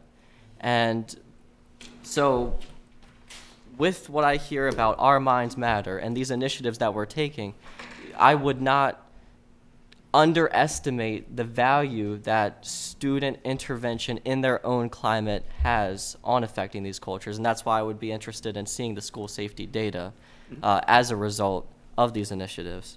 Finally, the last thing I just wanted to share is we see a lot of data about how we're using our time. And we keep coming back to, there's only so many hours in a school day, and how are we allocating our counselors? And a concern I have is that in the past, we've had the hour lunch, at least on the high school level, for students to take advantage of counselors, have these clubs like Our Minds Matter. And currently, there are some schools that don't even have an activity period. So I commend Lackey for having Our Minds Matter. La Plata has Our Minds Matter, but I know of schools where that is not feasible because they don't have that opportunity. And if they do, it's after school or they're getting pulled out of class, and we know that's not sustainable. So if we are talking about being innovative and pushing the edge on all of these things, my recollection was the hour lunch was removed because of contact tracing issues. That was a principal executive staff decision made jointly. We're not contact tracing anymore, so in my mind, we are wasting the last 2 to 3 months we have of this school year to build up these school cultures. And I know with the professionals we have who are taking initiative, if we gave them this opportunity, they would take advantage of it to make the most of an hour lunch. And I would hope that we don't waste the time that we have in the remaining school year and say, oh, you know, it's too much of a transition, we'll wait till next school year. I mean, look at this data. Do we want to wait another school year? Because I don't. I mean, I'm not even going to be in the school system, and I don't want to wait until the next school year. And so I would really impress upon executive staff and leadership that we continue to reevaluate this, because I thought the direction we were taking last meeting was towards reinstating it, and it has not been. And there is still the same inequities that I expressed 1 or 2 meetings ago. And finally, I would hope that we would also implement this for our middle schoolers, because like we heard, we have 6th and 7th graders who are coming from elementary school not used to having any agency whatsoever. They need that opportunity. And we need to stop trying to just catch up to where we were. We need to start pushing the envelope of where we're going. So thank you. Mr. Hurd, if I could just offer an update, because I think we're probably going long, but the Maryland School Survey is being administered right now. This just came to me. Being administered right now for students in grades 5 through 11. So you likely have not heard about it because you're a senior. All right, so that's just an update there. That's all. Okay, thank you. I didn't have a question. Oh, Ms. Battle Lockhart. That's why I was laughing at you. Oh. To piggyback on, I'm glad Ian mentioned what he mentioned, because it reminded me of a conversation with my daughter, which is a high school student. They're actually writing a paper or essay on extended school hours, which she has brought up a lot of the things that Ian has spoke about. Extending the hours is not going to support them in a way that the current school hours that they have, such as what he brought up, they had what they had initially before, and it's been altered due to COVID, as we've heard. However, if you give them what they had to start working from there, then you might see some changes. As well as the other part to something that was mentioned. I've been trying to hold on to everything you guys are saying. The holistic approach to what you all are doing. First, I want to say, before I say anything, I honor the work that you do. That's what I do that for sure. Is that the holistic approach, and I've heard this before. People know I don't have a problem holding back. I've heard this before. We don't have access to certain data, but the data that was just inquired about as it relates to the surveys from the students is going to be key for you to really understand why this is happening. So if we don't utilize that side by side to really get a better understanding of this is what they're saying, how they're feeling, and some of this is resulting into these results in this data. So I think we have to do a better job of making sure we align those two things to be able to see it differently in a different way, to really provide some clarity of why we're there or how we got there. And to your point, I think it's Nina, is it? To your point earlier, mentors are key. And you guys have heard me say this several times. The school system can't do it all by themselves. Most of the things that's coming into the schools is coming from home. And the parking lot situations that we're discussing, it may be the embarrassment of why, you don't see any of that too often. But even when you see two dads doing something positive, post it online, it may be that one child that say, oh, I wish my dad would do something like that for me, which turns into this, because now they're angry because they want somebody to do that for them. So again, that's from outside of the school, which leads me to the point where I've said 100 times, we have over 600 nonprofits in this county. Some of that is churches, but pull out the churches, and then you got to pull out the impactful ones. Let's talk about that. To work with them to support these families that are out here in the community, because you guys can't fix these kids by yourself. Because all the work that you're doing in the school, and when they're coming back home, if it's not reapplied and those parents don't know what you've been applying, it's going to be hard to sustain that. So what I want you to know is the work that you're doing is important, but I want you to know it's hard to maintain that, because we have to, from a county level, community level, provide the same resources within the community through these nonprofits, through the county government, whatever that may be, so we can find some stability in those numbers. So I hear your cry, but I just wanted to lift that up for sure, because we have to hold everybody, every adult, because just because you're the parent, the kid is not going to always listen to you, right?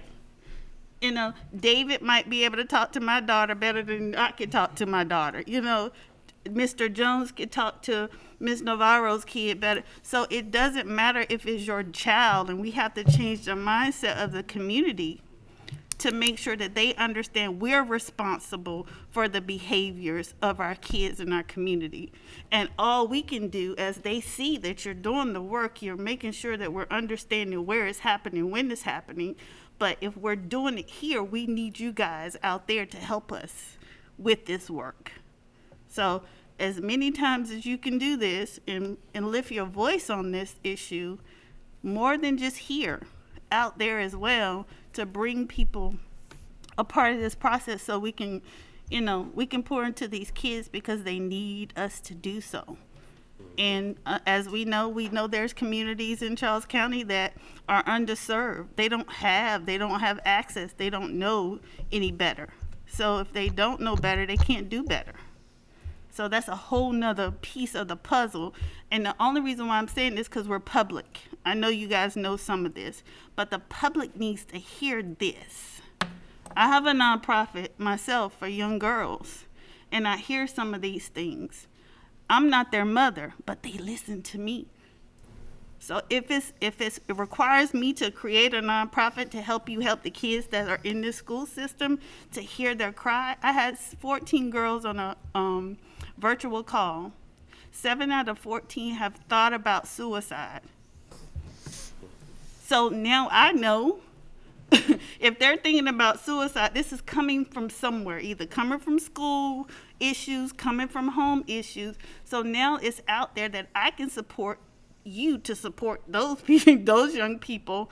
But if we don't take advantage of organizations that's really willing to do and support you to get the impact that's required for them to be successful, to transition out of school, we're always going to be here. We're always going to be here. So thank you for what you do. Thank you, Ms. Badalockhart. If I could tag on to that, that was one of the things I was going to comment on. You know, I think it was Ms. D that said, or no, maybe I'm wrong, because it was the last slide you talked about, there was a lack of outside peer mentors that had previously come into the school. And so, you know, I think that we've had a robust commitment from the community that was obviously curtailed due to COVID, and we could always use more, to Ms. Badalockhardt's point. But the fact that we haven't been able to utilize that now the way we did 2 years ago is definitely having an impact. But yet, again, to Ms. Badalockhardt's point, for any service organization that would like to help, we always can use help. You know, this is schools are our community asset, and we all need to be a part of that. I did have a couple more questions on page 6. If memory serves me right, we looked at this a few years ago, and I believe that there were a handful of schools that really dominated the inequities and suspensions, and I don't know if we've drilled down to that.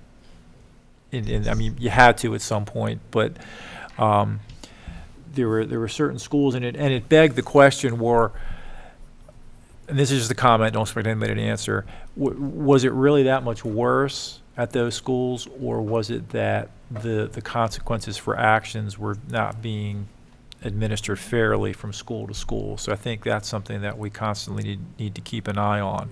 Fair question. Whether, the infraction at this school, did it get a suspension or just a referral? Where at this school, it was a little different. So That kind of consistency is important. That's a fair question. So, and that's something that we always have to keep an eye on.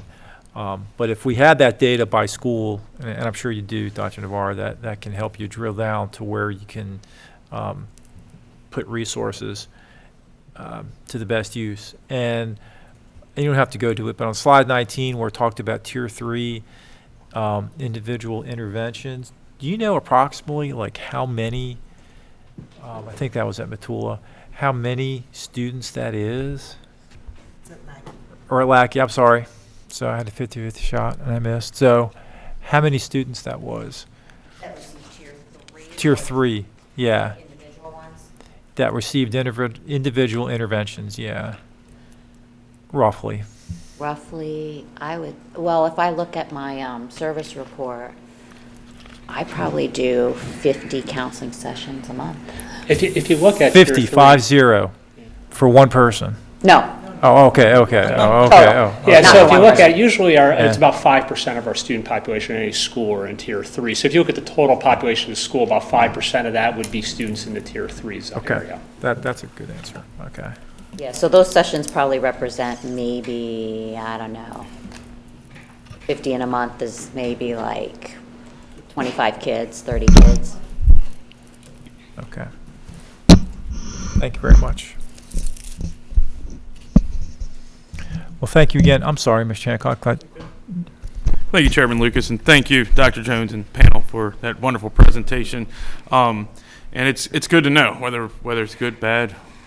It's good to know. And I just, as we hear this stuff, I just kind of ask myself, what can we do to help as a board? And I'm looking at the last slide that Mrs. D had posted, and it's kind of eye-opening that a counselor is going to spend 50% of the time on a tier 3 issue, which takes away so much time from tier 1, that is positive behavior and activities throughout the school.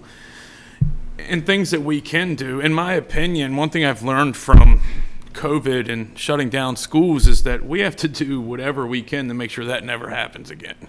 Because I think we're living with some severe negative effects that are probably worse than COVID itself, as awful as COVID is. I mean, I just cannot see how we could ever allow this to happen again. Not that we allowed it to happen, but I think collectively, if something happens, we have to find a better way to address it while still educating students in an equitable manner. And then also, another thing we can do is we really need to push our commissioners to fully fund our budget so that we can hire more psychiatrists, more counselors, to spread this work out at the least and to address more students and fix the issues that we have.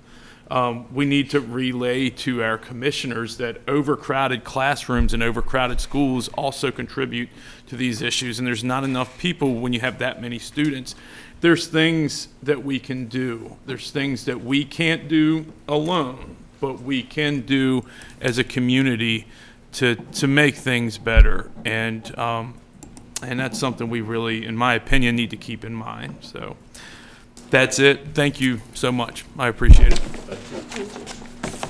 Thank you, Mr. Hancock. Thank you all. Thank you.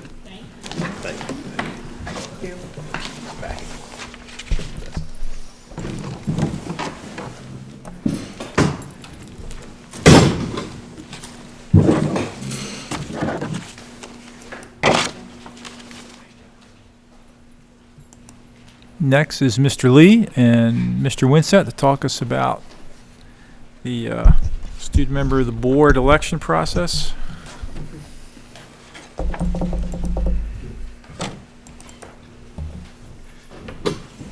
Again, thank you for the opportunity to give you an update on our swamp selection process that's in process right now, literally.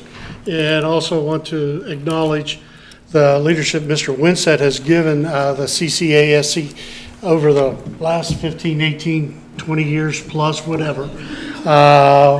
He's counting. We're, his wife is. We're recognized, or he's recognized, and our student government organization is recognized not only within our county, but statewide and even nationally. They have been participating in a number of different programs sponsored by the student councils and student government organizations. We can go to the next slide. We just, the part on the left is more of a philosophy mission statement for the CCASC representing our students in Charles County. And going for the small student member of the board, any high school student that's in 10th or 11th grade currently is eligible to run and serve a one-year term beginning in July of this year. And, you know, they must meet the eligibility requirements that are our current academic eligibility requirements. And they are a full member of the board with a few exceptions. They can vote on everything except for some of the things, the legal appeals, personnel matters, collective bargaining, hiring, salary. They can evaluate Dr. Navarro, operating capital budgets, closing and opening schools and so on. But as you've seen with Mr. Hurd this past year, has been very involved with our, as our student board member, representative to the board, and has become very, very involved and a leadership position throughout the state and the nation. I'll let Mr. Winsett, go through some of the processes that we have done. And understand, this is a living process. We're finding some tweaks that we have to make in the system for next year. Last year, everything was done virtually. This is the first time being in person, and it's really magnified, and we've found a few little tweaks that we'll be making in the future in the process. Thank you for this afternoon for allowing me to speak. This has been definitely a work in progress that has been evolving and growing over the last couple of years, as far as it goes. I've been CCASC advisor since 2010, and students at that point really wanted to get involved in trying to improve and get a more inclusive student voice. The long-term goal was to get more students involved in the selection process. And for the original process, to give you an idea how it's evolved over time, it was a selection where you would have candidates chosen from the schools that would basically participate in an essay and an interview process, and basically a small panel that would be made up of a SJ advisor from each school, members of the executive board would listen to look at the essays and score them, interview, and whoever had the highest score combined would win. Then, as it evolved, we wanted to have a more inclusive voice. So then it evolved into having just that being the first step and getting down to a final 3 candidates. And then that would allow the last 3 candidates to be chosen at the final CCASC meeting, General Assembly meeting we have. We liked that improvement, but we wanted to keep it going. We wanted to have a more inclusive voice, because the long-term goal was to try to eventually have to the point where Ian has right now, with some kind of partial voting rights along the way. In order to do that, we also recognized that we're required to show that more students had a say in who the student would be up there. So we wanted to have, the long-term goal was to have a student election process where the middle school and high school students would all have a voice. The last couple of years, it's evolved. We had to be virtual, obviously, and last year was more of a testing ground because we were not able to really get the advertising out as much as we would like to, and last year was more about, did the method work? And the methodology did work very well. So I'd have to give a shout out to Mrs. Bennett in technology, and also Mrs. Mackey in media, who has done a tremendous job in getting information out for us to the student population. This year, though, the goal was to get more people involved in the process. So Ian took it upon himself this year also to make sure he's visited every school, tell them what this position is about, how it's involved. And the goal is that this is not just for student government individuals, as has been tended to be the tendency in the past. This need to be anyone who is interested in this position and along these lines. So we wanted to make this more inclusive. So the advertisement got out there to more inclusive. Ian spread the word out, student government spread the word out. The SGA advisors throughout the county did a wonderful job. I can't sing their praises enough. I brag about them on a state level all the time, and I'll brag about them right now. We eventually had, as you can see here, 10 candidates coming into the final, through the primary vote. The primary election was done by a ballot that was sent out to students through Synergy email. We could have done it by the English classes again, but we didn't want to burden the English classes more than once. So we sent a ballot out that was controlled by technology. I don't see the results until the end.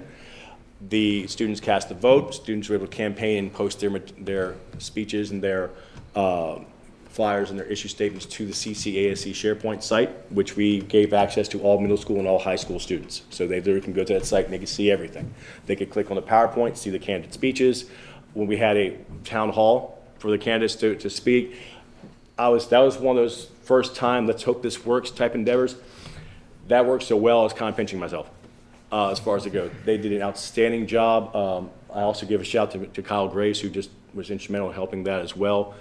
We were able to post that to the SharePoint site so students could go to the SharePoint site and review the town hall and hear the students' reports. We even asked additional questions that were not able to be covered to allow students to put those on the SharePoint site as well, so the students could see exactly where the candidates would stand on issues.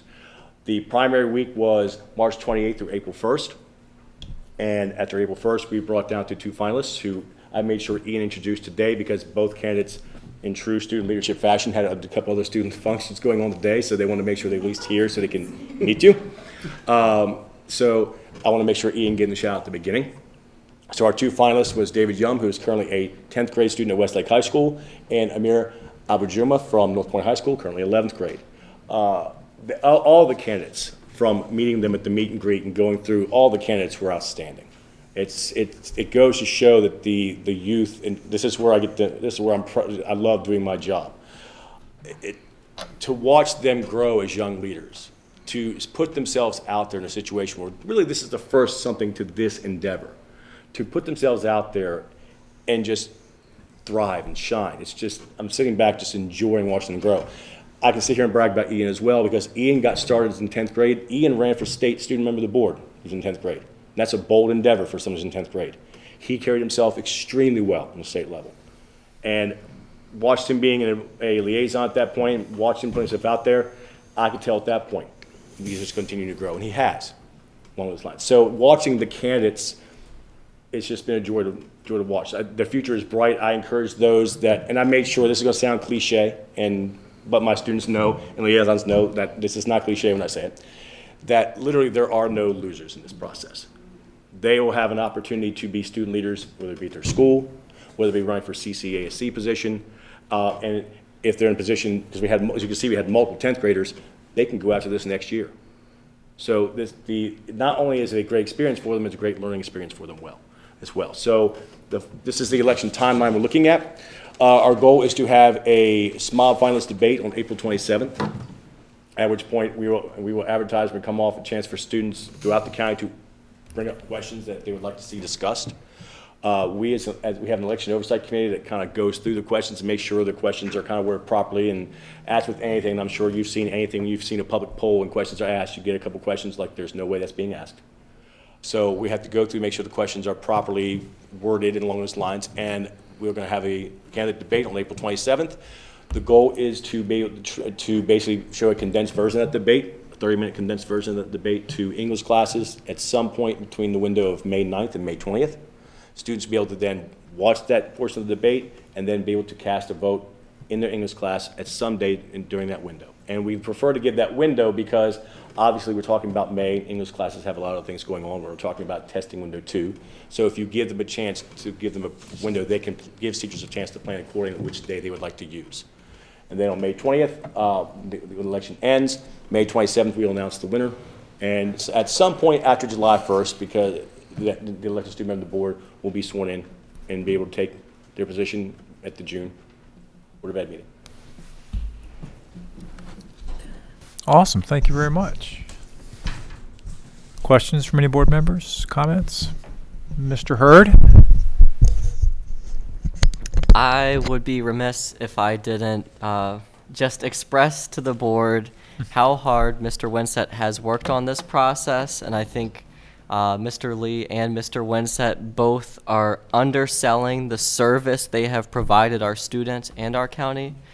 I know, and Danny back there, Danny Mears, he is the chairman of our student election committee.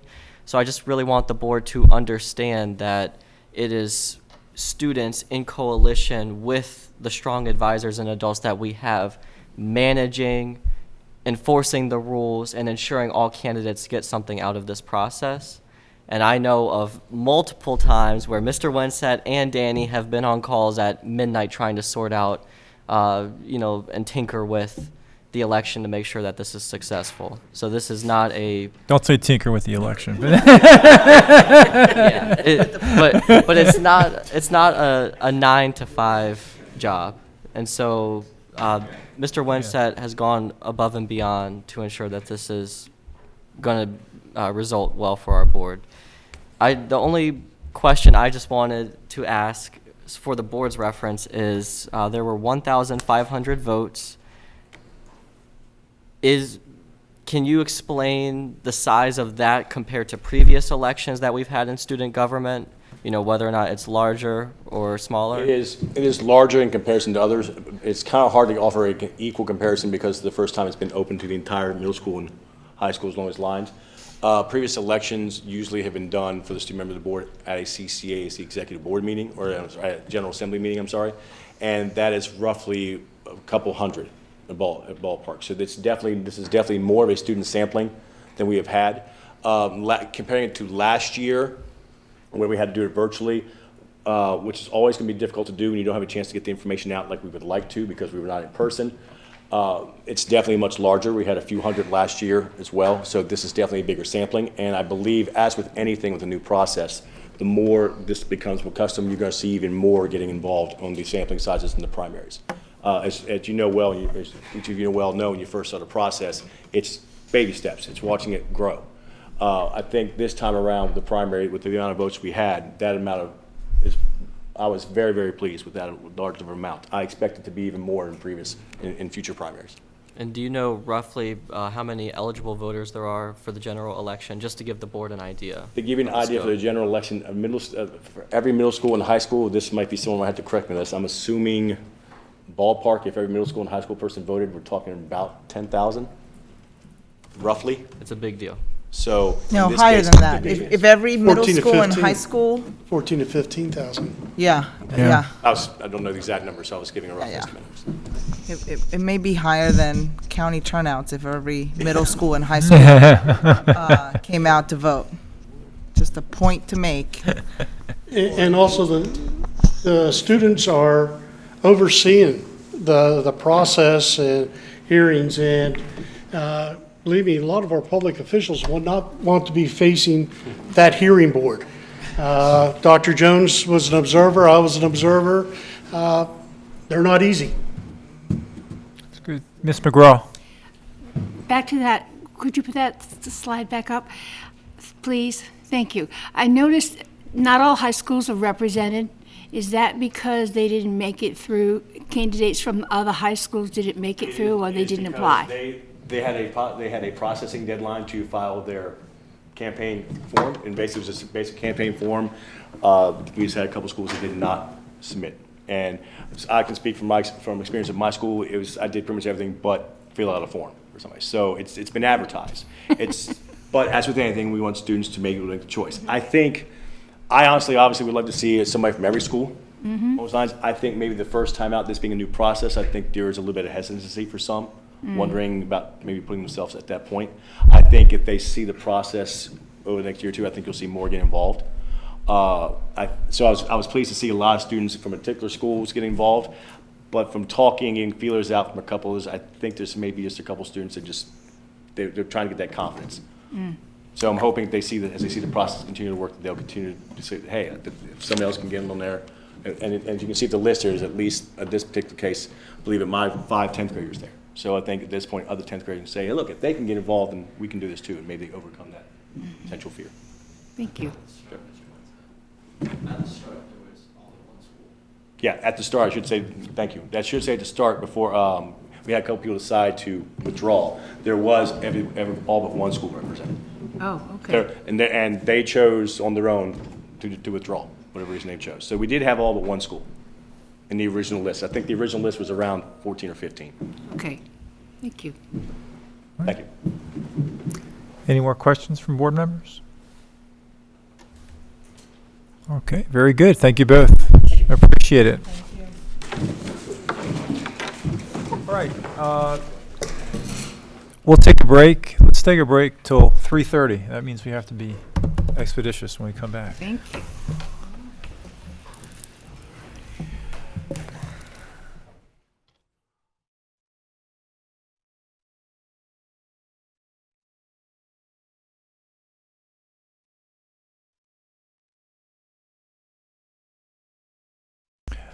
Good afternoon. Welcome back, everyone. We're going to resume the Board of Education meeting. Next on the agenda is Mr. Heim. Good afternoon, everyone. Today I'm here to entertain questions or comments about project status update. I promise to be brief today since we did take up a lot of time during the work session for March.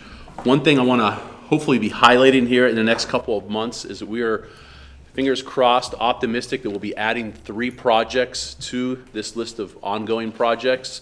Last week, the commissioners were briefed by folks from county government in the Office of Administrative and Fiscal Services with the introduction for consideration for approval, hopefully in May or June, for 3 open space enclosure projects, one at Pickawaxen Middle School, one at Craig Elementary School, and the 3rd at Indian Head Elementary School. We've been working on trying to get funding for these projects. As I mentioned during the March work session, we've been able to, over the last several years, enclose a number of buildings, either through just smaller open space projects or major renovations like happened at Eva Turner Elementary School and the ongoing renovation at Benjamin Stoddard Middle School. So those 3 projects are going to be coming up for future consideration by the commissioners. So one thing that I would like to propose, and we had extended this invitation previously with the ongoing Brown Elementary open space enclosure,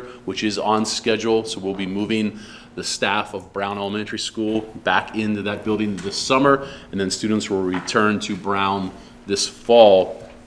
So I would like to offer, again, an opportunity for any board members to come on and take a tour of the finishing stages of the construction project at Brown, and maybe to consider extending an invitation to our county commissioners so they could come over and see the Brown project as they consider 3 other open space enclosure projects. And those open space enclosure projects, if approved by the commissioners, are not part of the state CIP, which we had submitted previously to the state.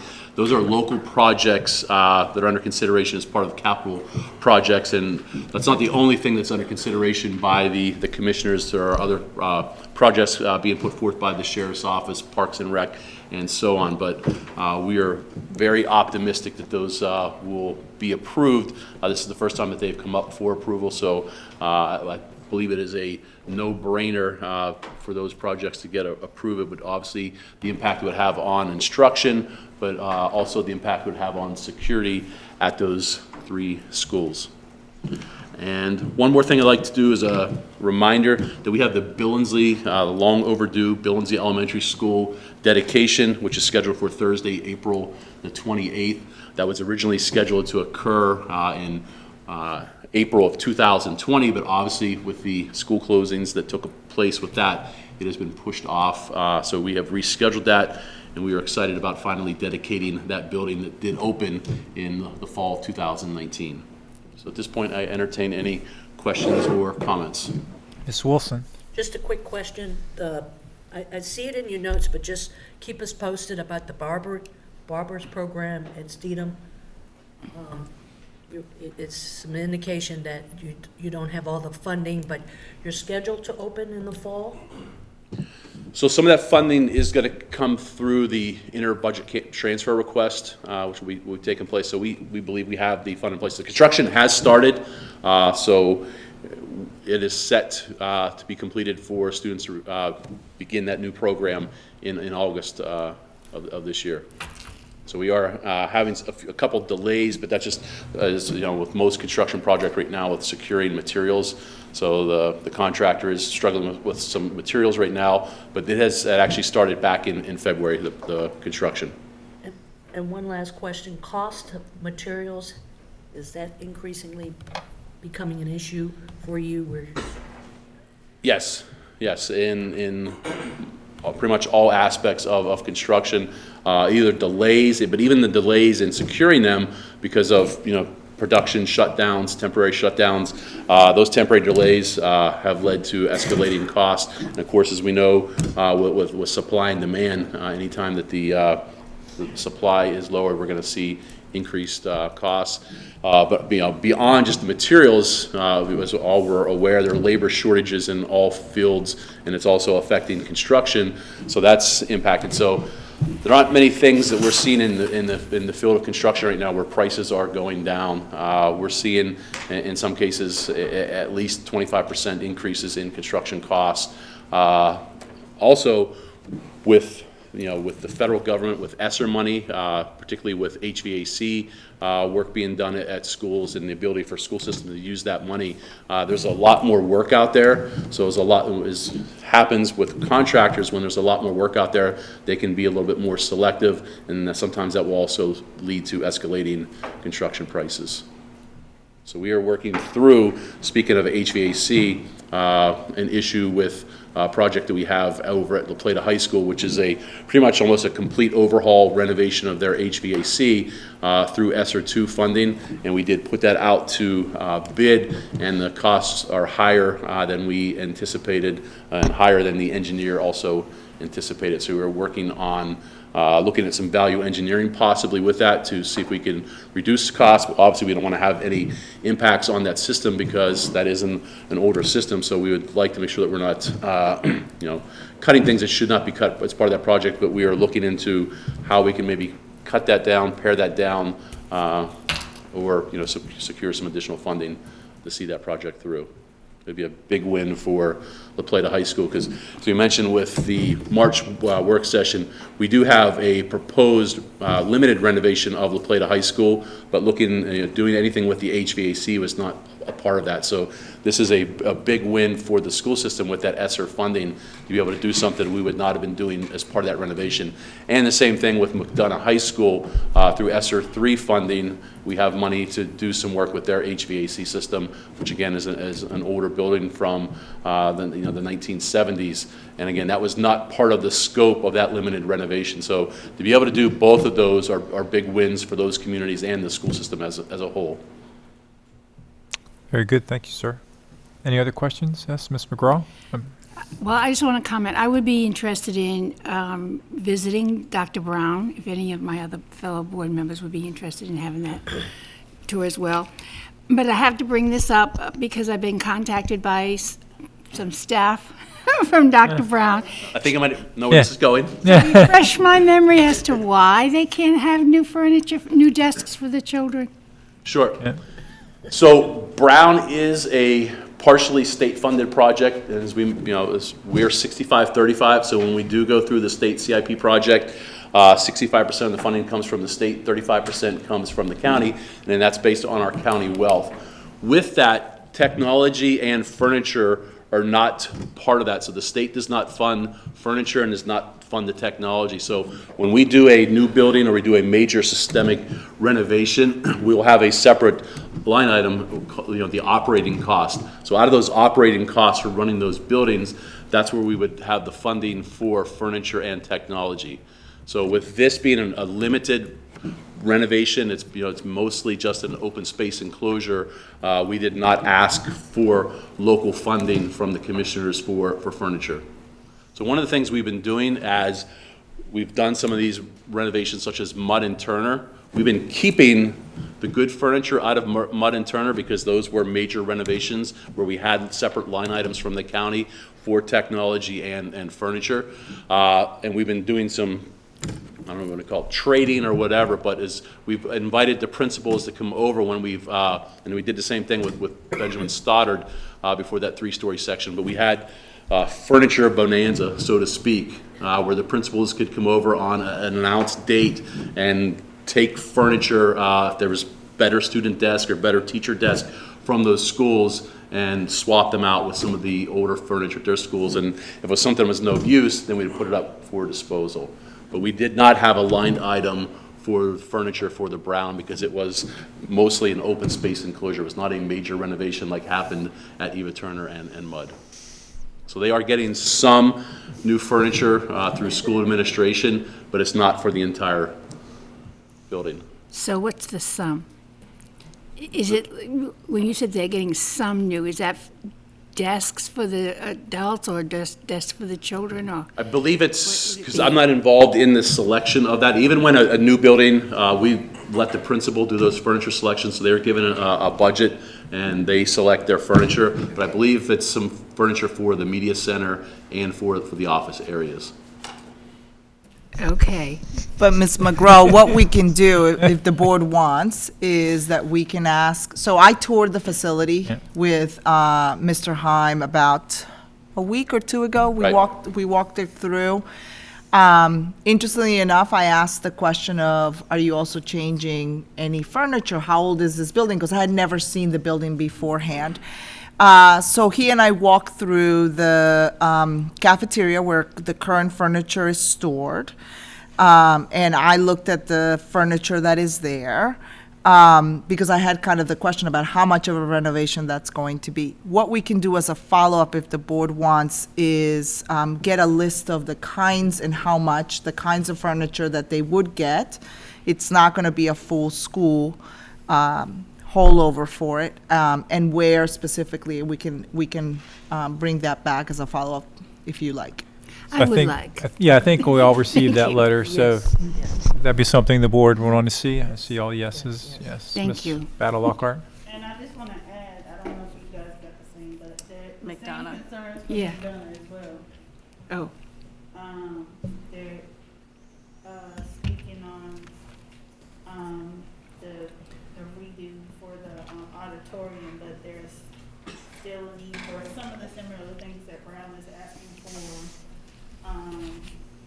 And they know some few things have been done throughout the school, but when are they gonna get the old lockers, the old furniture, and the old LCD cards, teaching technology and wiring, are just some of the concerns. So I think, if we can take a look at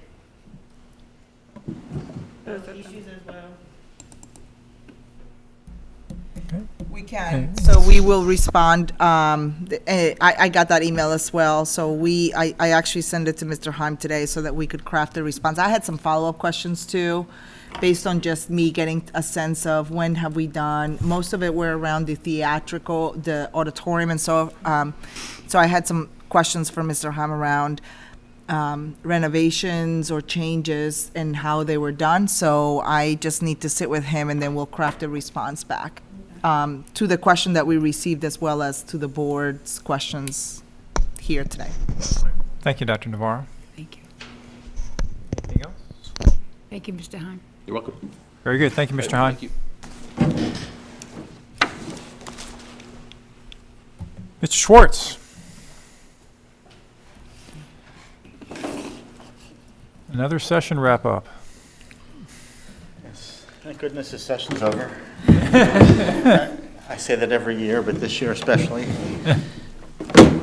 I'm going to highlight just a few bills. I posted this on Board Docs just this morning, and I apologize for the late posting, but the session did end at midnight last night, so we had to wait till the last minute to figure out what did and did not pass. Just a few bills I'm going to highlight. One is the bill we're following all session, House Bill 739, Senate Bill 916, the P3 study.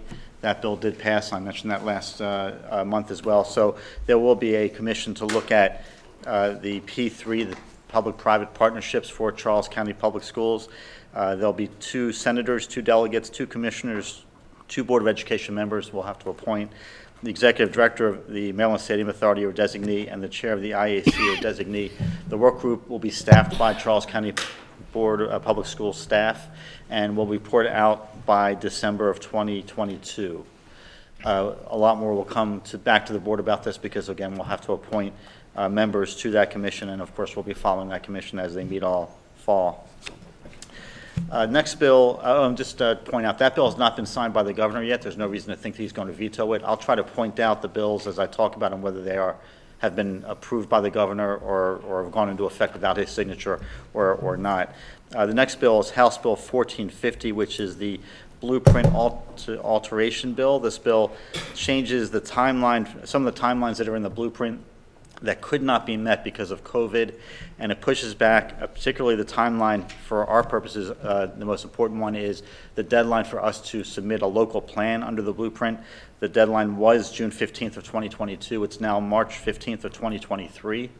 So we'll be working on that plan certainly through this next upcoming school year. But the bill does more than that. It combines this bill with another bill that I had mentioned previously that didn't pass, but it combined the maintenance of effort bill into this bill. And what the bill does concerning maintenance of effort is require the county government to provide the hire of whatever they would have to provide under the blueprint, or maintenance of effort as it would have happened had there not been the dip in enrollment that we saw in the last year because of COVID. And because of that, Charles County Public Schools maintenance of effort would be approximately $200 million, which is the higher amount over what we would get under the blueprint. That's the good news under the bill. The bad news is the bill added a provision that the following fiscal year that the maintenance of effort will be reduced by that $7 million increase that we're getting this current upcoming school year. So maintenance of effort for the upcoming school year is $193 million. The bill guarantees us $200 million. So that $7 million increase that we're guaranteed for this upcoming school year would then be subtracted under the following year's maintenance of effort. Now you wonder why that is. It's because they needed to get the support of MACO and a lot of the counties that weren't supportive of this idea. In order to get that support, they had to have that provision in there. This bill has not been signed by the governor, but went into effect without his signature. So that bill is now law.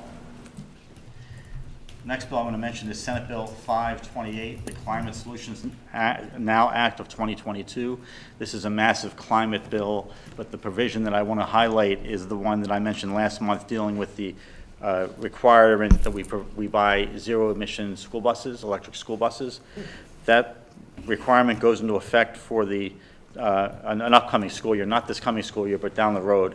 But the bill does say that if we can't get funding to support those additional costs, then we don't have to do it. It's an unusual wording in the way the bill passed. It's wording I haven't seen in other bills. I'm curious how it's going to be interpreted, so we'll have to see how that plays out. My thinking is we're going to have to look at the purchase of electric buses, but I'm imagining that the cost of doing those purchases will be far beyond what we could be able to afford, because it's not just the electric buses we're purchasing, it's also the infrastructure, which we don't have in place quite yet. So that is a to be determined bill, but that bill is in effect. The governor did not sign it, but it is in effect because the bill was passed early enough to override any veto he would have had for that bill, and he didn't veto it, so it went into effect. The next bill I'm going to mention is House Bill 1349, Senate Bill 831. This bill provides a $500 payment to every non-certificated employee in the fiscal year 2024 school year. The bill passed the Senate and the House in different forms. The bill has not been signed by the governor yet in either form, so we'll see which one he's picking and choosing. The Senate version of the bill includes a work group to study the wages of non-certificated employees. So it goes beyond just giving them a bonus. It also includes how do we increase the salaries for non-certificated employees generally? How do we attract more people to those professions? The House bill did not include that. The House bill took out that provision about the work group. And the Senate bill also had a different way to calculate the $500 and whether it's paid in which fiscal year, 2023 or 2024.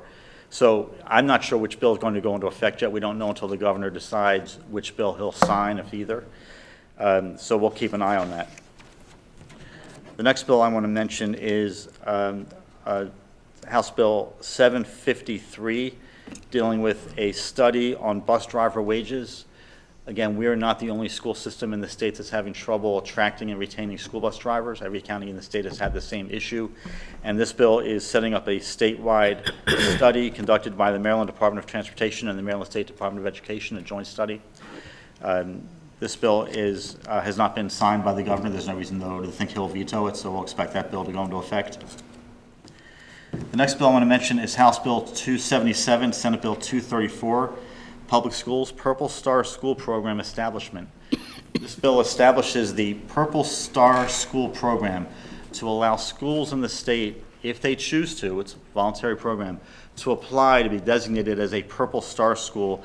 And if so designated, they'll be providing additional supports for military families, the students of families from military families that move into the state and to the area. This bill was sponsored by our own delegation and senator, so we're proud to see that bill pass. And once the bill is in effect, it has not been signed by the governor yet, but it's gone into effect, I think, because time has passed already. The governor's not vetoed it, so I think it's gone into effect. We'll see as it moves forward whether any of our schools want to participate in that program. And the last bill I want to bring forward is House Bill 1433, a bill that was filed relatively late and passed at the last moment in the session that redesignates Indian Head Highway to be called Piscataway Highway. That bill only addresses the highway itself, but we'll see what other effects it has on the Indian Head name going forward. But that bill has been passed. It has not been signed by the governor yet or vetoed. There are another dozen or so bills I included in my written report online. If you have any questions about those or any I've talked about or any other bills that aren't on the list, I'll be welcome to take those questions. Questions from any board members? Ms. Wilson? I believe you said it was House Bill 277, Purple Star School Program. It's an optional, and what would that entail in order to participate? The State Department of Education is going to come up with the details of the program and how to apply for it and what the school would have to do to be designated as a Purple Star school. Designated as a Purple Star school. But one of the things that the school would have to do is designate a staff member to be a liaison to the military families. I think this is something that we do well anyway in Charles County because we have a lot of military families that come in. I don't know if there would be too much more to do to get to apply for this program and get designated as a Purple Star school, but I think it might be something we'd very closely look at doing. Thank you. Anyone else? Very good. Thank you, Mr. Schwartz. Thank you.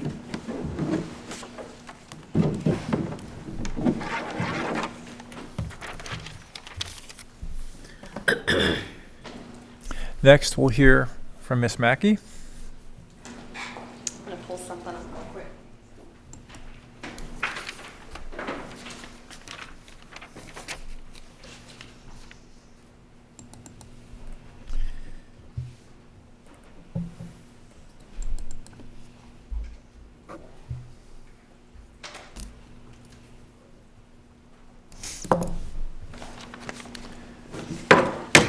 Good afternoon. I'm here today to reintroduce the calendar for the 2022-2023 school year. If you look at the screen ahead, this is a copy of the board-approved calendar with a staff recommended proposed change regarding specifically spring break for next school year. And talking with the leadership team, reviewing the spring break timeframes for other neighboring school districts, including Calvert, St. Mary's, Prince George's County, Anne Arundel County. I also looked up Arlington Public Schools, Alexandria City Public Schools, you know, those districts that neighbor us. Their spring breaks are traditionally held the week prior to Easter. We've done the week prior to Easter in the past. We've also done the week past Easter. So staff proposed to align with those neighboring districts to make a change to the calendar for next year. We do have a lot of employees that work in those neighboring districts, and they have, childcare with their kids being out of school this week, with us being closed next week. So that's the recommendation of staff to the board. You'll see the copy here. Those dates have already been shifted. So the board-approved calendar, spring break, is scheduled for April 7th through the 14th. So the 4 instructional days or teacher contract days impacted currently would be the 11th through the 14th. So what staff is proposing is that those days be shifted to the week prior to April 3rd through the 6th. So it's really taking 4 days and just shifting them to the week before. But this would be a board-approved change. Okay.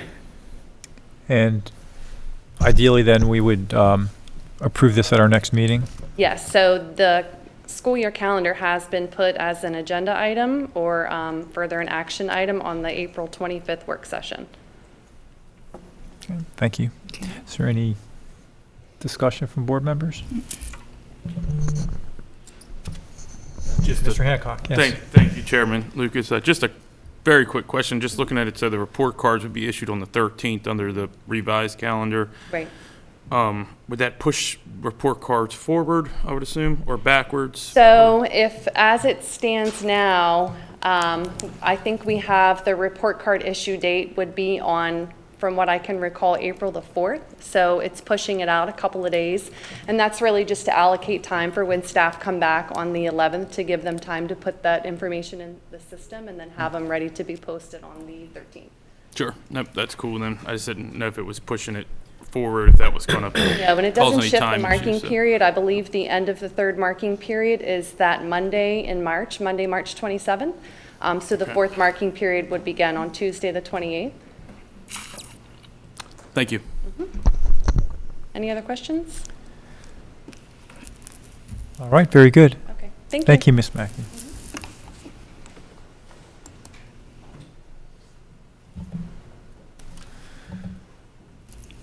All right, at this time, is there any unfinished business? Seeing none, we'll move on to new business.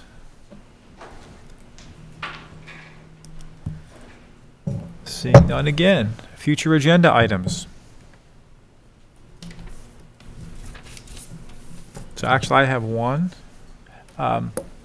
We all talked about various things we saw at NSBA, and if it pleases the board, if board members would maybe like to submit a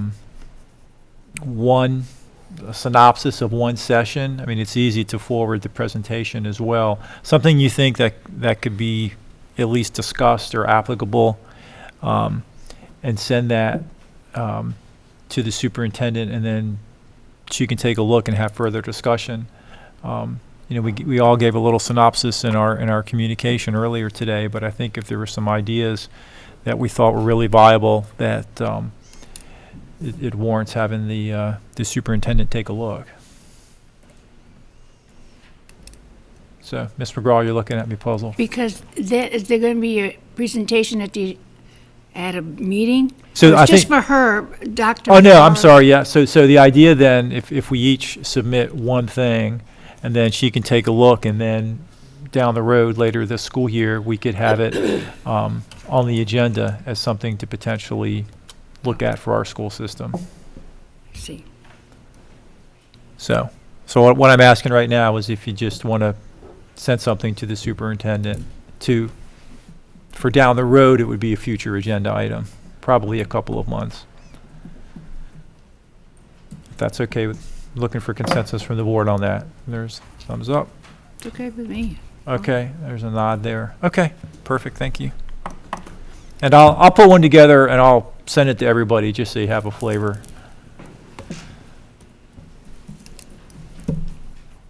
Nothing else, no future agenda items? Okay, then we will come back just before 4:30 so we can do our recognitions. Thank you all very much. Kyle, please. Good afternoon again, everyone. We are at the point of our program that we really like, where we take time to honor and recognize our great students and staff of Charles County Public Schools. And we are going to start off with a few recognitions. And the first one is the No Kids Hungry. And I believe, Ms. Battle Lockhart, do you have that? And before you start accepting for that, if you're here, please come up. Michelle Atwell from Higdon. Vicki Langley from Parks, Marcia Brown from Westlake, and Charla Hilliard, who's the Food and Nutrition Services Senior Field Operations Manager. Awesome. Thank you for being here. Let me read it, or then just... No, read it, and then you Okay. go get a pic. Yep. All right. All right, everyone. Welcome. I would like to offer the Certificate of Appreciation for Food and Nutrition Department of Charles County Public Schools in recognition of and sincere appreciation for your commitment to hunger relief and your determination to get kids the nutritious meals they need through the pandemic and always. Thank you for all you do for kids and their families.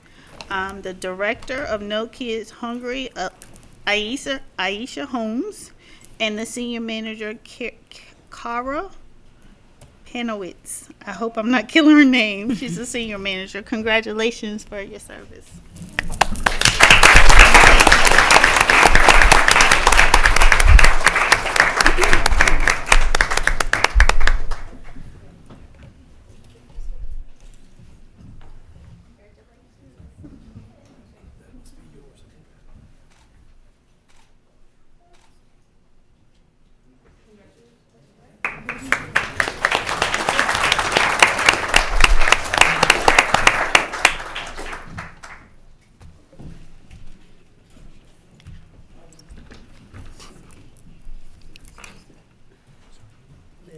Okay.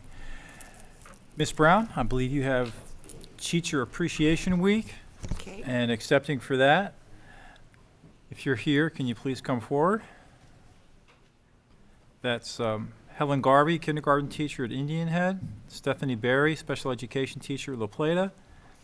McKeons, and I'm not going to pronounce your last name because I'll mess it up. Project Lead the Way at Maurice J. McDonough.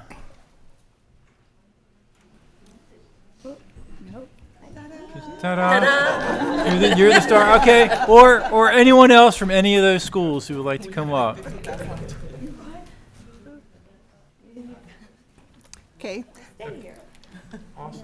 Resolution, Board of Education of Charles County, Teacher Appreciation Week, April the 12th, 2022. Whereas teachers contribute to Charles County Public Schools with their talent, discipline, and skill, which provide a strong base for the smooth operation of a classroom. And whereas the annual observance of Teacher Appreciation Week is an excellent opportunity for the community to recognize the countless contributions made by teachers throughout the year. And whereas teachers have an impressive commitment to the youth of Charles County, helping to make a productive difference in their lives and educational experiences, while acting as a positive role model. And whereas teachers demonstrate the outstanding contributions as an educator, encouraging family learning and the involvement of parents and the community in the education of our young people, while working with students of all backgrounds, abilities, and interests. And whereas it is fitting to recognize the competency, efficiency, and devotion of teachers throughout the designation of this week, now therefore be it resolved that the Board of Education of Charles County does hereby proclaim the week of May 2nd through the 5th, 2022 as Teacher Appreciation Week, and calls on communities and management to join in recognizing these outstanding professionals. And be it further resolved that a copy of this resolution be inserted in the minutes of the Board of Education of Charles County. By order of the Board of Education of Charles County, this 12th day of April, 2022, Dr. Maria Navarro, Superintendent of Schools, Michael Lucas, Chairperson.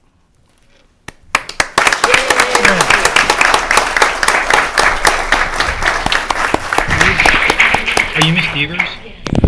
So I didn't mention Corinne Devers because I didn't scroll down to the next page where her name was listed. So Miss Devers is a reading resource teacher from Benjamin Stoddard Middle School.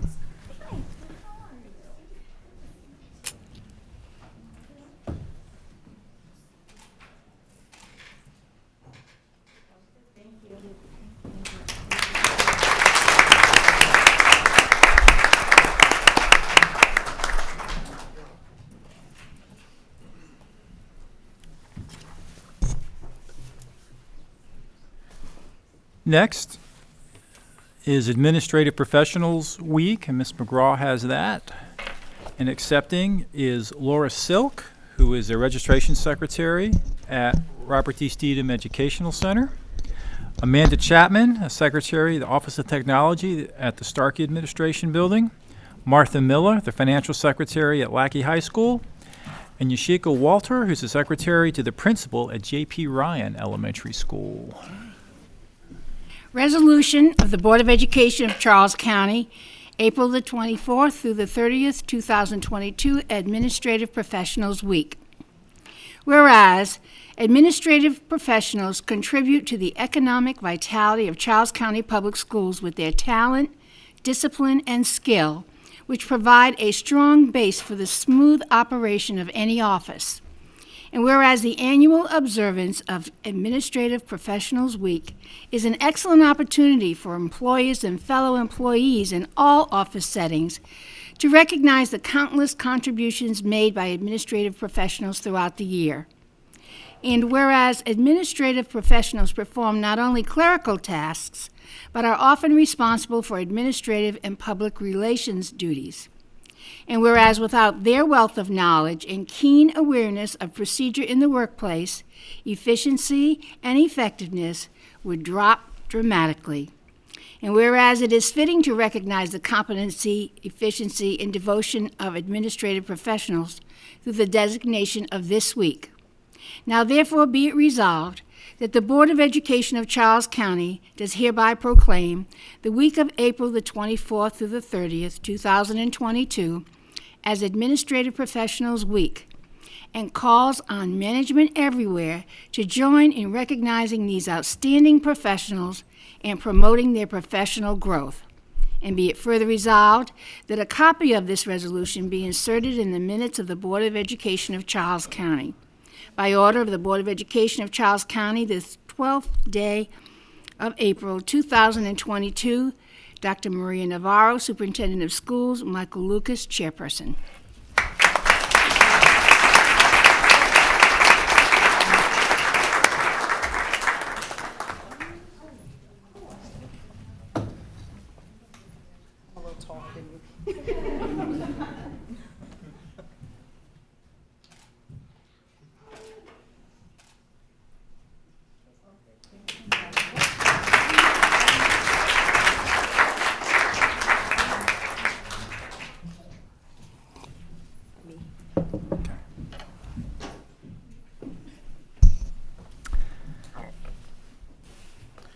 Next, Ms. Wilson will read the resolution for Child Nutrition Employee Appreciation Week, and accepting are Crystal Richardson and William Kreuter, who are the supervisors of food services.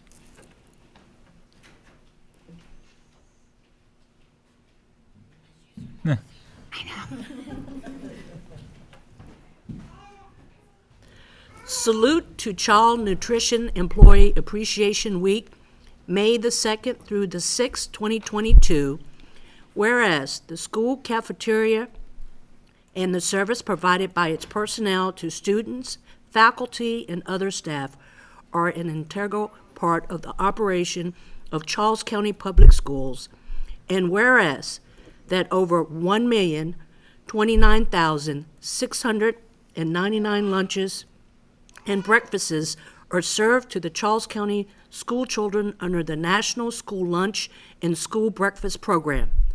These meals were served in a variety of manners to serve our community and keep everyone safe. The staff served these meals in every weather condition, from curbside to mobile meals at 27 sites throughout the county, and internet cafes at many secondary schools. Breakfasts, lunches, suppers, and snacks were provided not only for students, but for any child under 18 who visit a meal site. We added weekend meals in December, therefore providing 3 meals and a snack for 7 days a week through our curbside and mobile sites. In March, we added meal service to our in-school learners at all of our 39 schools, offering breakfast, lunch, and take-home suppers and snacks free of charge to attending children in phases 2, 3, and 4. There were 76,192 summer meals served. This summer, we served breakfast and lunch to all Boost students, all enrichment camps, and Charles County Public Schools sports camps, as well as providing community meals at 9 curbside locations and 10 mobile meal locations to children in Charles County. And whereas school food and nutrition service personnel deserve to be recognized for their dedication and continuing commitment to feeding and educating students and offering a variety of nutrition services to the community. Now, therefore it be, that we, the Board of Education of Charles County, do hereby declare the week of May the 3rd through the 7th of 2022 be set aside as Child Nutrition Employee Appreciation Week in Charles County Public Schools and commend this observance to all of our citizens. And be it further resolved that a copy of this resolution be inserted in the minutes of the Board of Education of Charles County.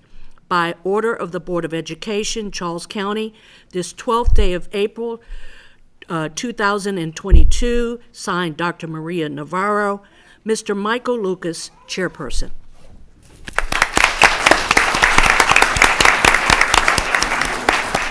Dynamic duo. Well deserved. Well deserved. Congratulations. Thank you. Congratulations.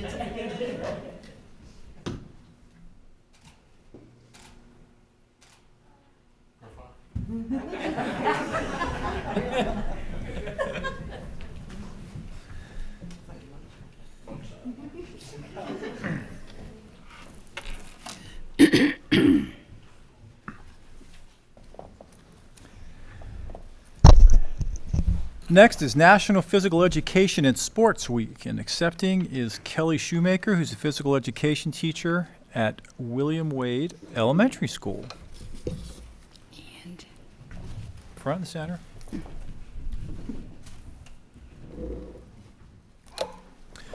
Resolution, Board of Education of Charles County, National Physical Education and Sports Week, April 12th, 2022. Whereas physical education and sports are essential to the development of all growing children, physical education establishes healthy behaviors during childhood and develops physically literate individuals who have the knowledge, skills, and confidence to enjoy a lifetime of healthful physical activity. And whereas schools play a critical role in establishing lifelong behaviors by providing a comprehensive education, which includes a high-quality physical education program for all children. And whereas physical education and sports benefit children by improving their schools and emotional development, readiness to learn, memory, attention, concentration, and academic performance. And whereas children who participate in physical education and sports are more likely to become more active and healthier adults. And whereas physically fit adults have significantly reduced risk factors for chronic diseases and premature death, and as adults are examples to all children. Now therefore be it resolved that the Board of Education of Charles County does hereby support May 1 through 7, 2022 as National Physical Education and Sports Week and encourages its citizens to participate in physical education and sports activities, and be it further resolved that a copy of this resolution be inserted in the minutes of the Board of Education of Charles County. And it's signed by Maria Navarro, Superintendent of Schools, Mike Lucas, Chairperson.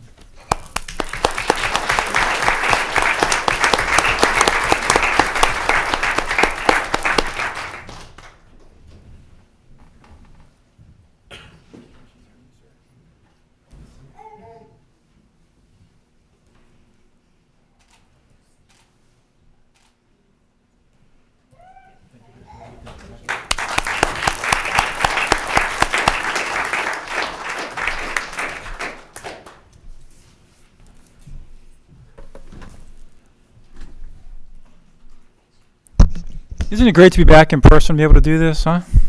It's good, good, good. Next is Asian American and Pacific Islander Heritage Month, and accepting is Christine Paul, the Vice Principal of Thomas Stone High School. How are you? Good to see you. Ian. Resolution of the Board of Education of Charles County, Asian American and Pacific Islander Heritage Month, April 12th, 2022.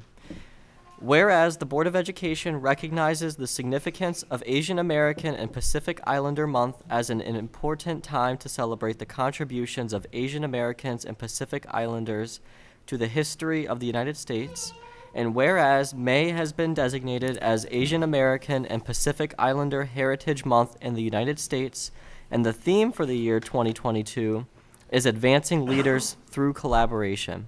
And whereas the Asian American and Pacific Islander community is an inherently diverse population composed of more than 45 distinct ethnicities and more than 100 dialects.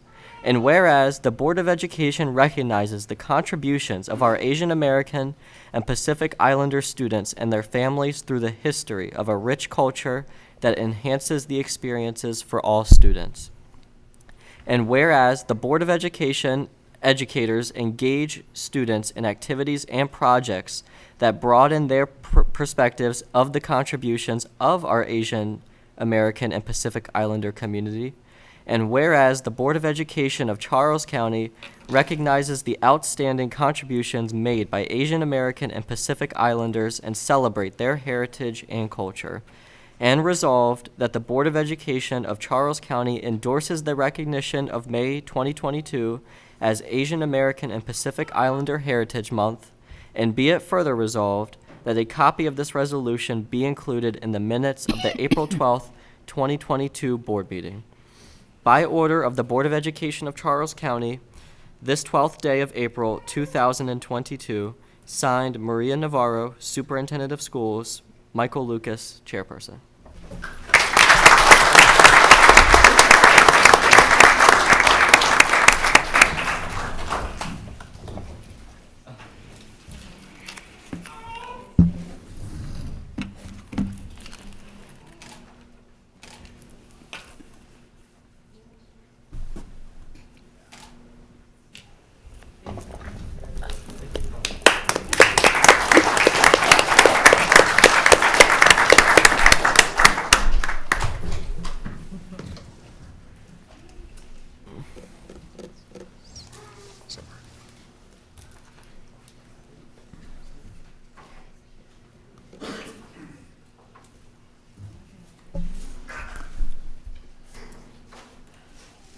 Dr. Jones,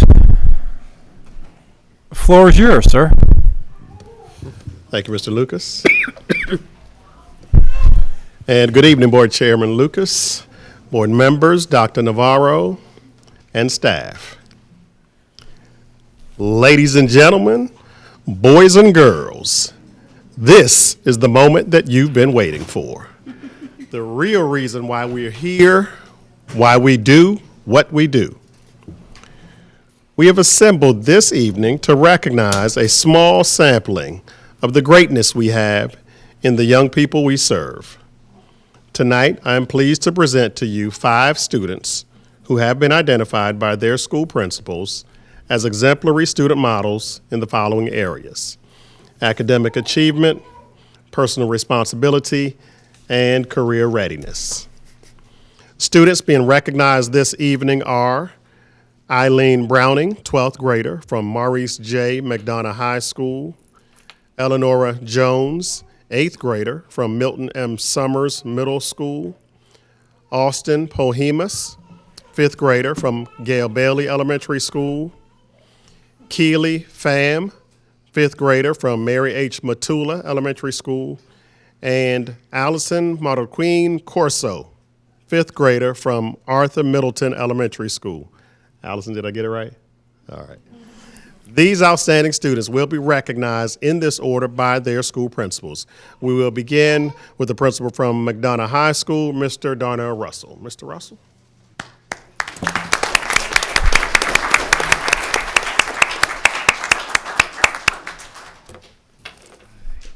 Good evening, or good afternoon.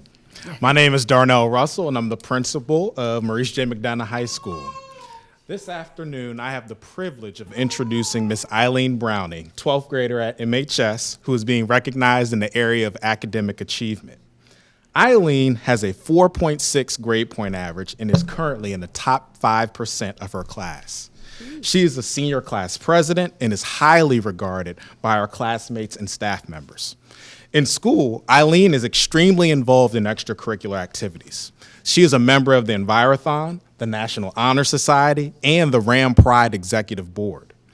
Eileen is also a member of the Student Government Association, marching band, varsity swim team, and she's currently captain of the tennis team. Eileen has been a Ben Carson Scholar since 2015 and earned the honor again this year. She was also first chair in the All-County Orchestra this past year. Miss Piper, Eileen's instrumental music teacher, wrote that Eileen has been a wonderful asset to MHS. She is a leader in the music department and is always looking for opportunities to play. Her English teacher, Miss Cupolo, wrote, Eileen possesses the thirst of knowledge that is evident in all of her work ethic.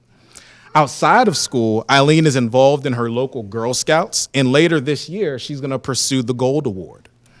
Eileen is also a lifeguard at the Hawthorne Country Club for Charles County Parks and Recs, and this summer, she will be a manager. After high school, Eileen plans to attend Florida State University and major in astrophysics. For all these reasons, Eileen is more than worthy of this honor in recognition of academic achievement. Congratulations, Eileen.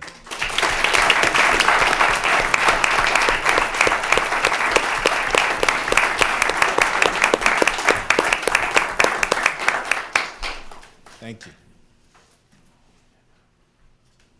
All right, congratulations, Eileen. Next, we will invite to the microphone the principal from Milton Summers Middle School, Ms. Sandra Taylor. Ms. Taylor?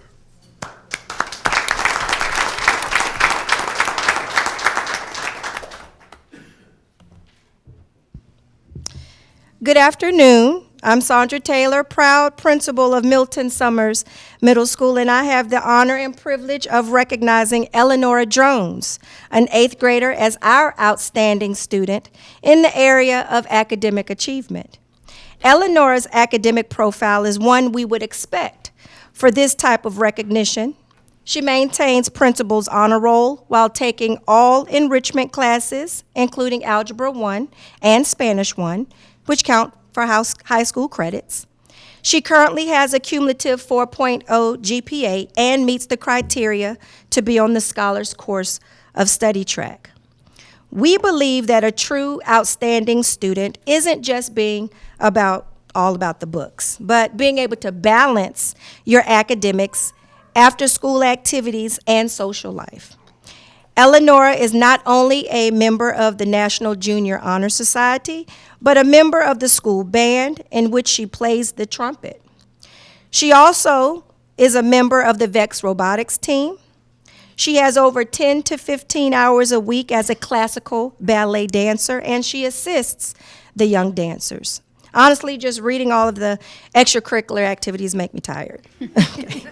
Her teachers describe her as a role model, very friendly, and a hardworking student, and we can all agree her work ethic, drive, and positive attitude not only attribute to her academic excellence, but will be the key to fulfilling her career aspirations of becoming a lawyer. Academic prowess, strong work ethic, and being well-rounded are qualities of a true outstanding student and characteristics that I wish every Milton Summers student possessed. For these reasons are why Eleanor Jones is so deserving of this recognition. So please join me in praising Eleanor Jones as Milton Summers' outstanding student in the area of academic achievement.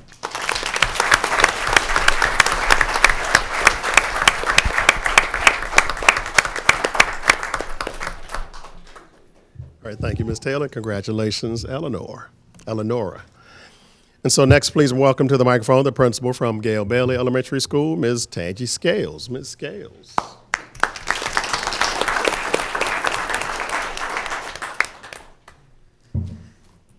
Good afternoon. I am Tangi Scales, proud principal of the best elementary school in Charles County, Gale-Bailey Elementary School. And I have the pleasure of introducing Austin Paul-Hemis. Austin Paul-Hemis is a 5th grade student at Gale-Bailey Elementary School. He is being recognized in the area of personal responsibility. At Gale-Bailey, we roar. Students are expected to be responsible, organized, attentive, and respectful. He has been showing personal responsibility since the beginning of the year.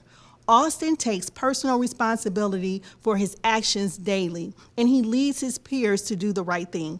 For example, if he sees a peer running to cut in line or down the hall, he's not afraid to see something and say something.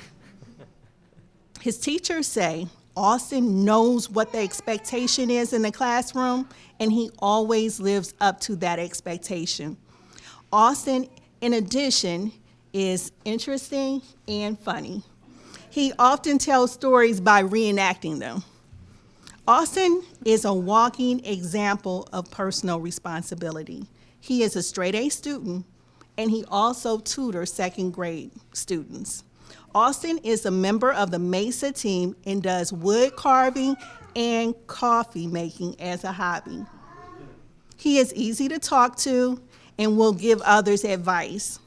He is an active member of the Kingdom Hall and takes his religion very seriously. Austin's teacher, Mr. Hawkins, says, "The thing I admire the most about Austin is that he does make mistakes, but he always owns up to them." I believe that this is a great trait for someone who shows personal responsibility. We at Gale-Bailey love to recognize Austin because he is hardworking. He is on time. He puts forth his best effort on all assignments. He shines brightly.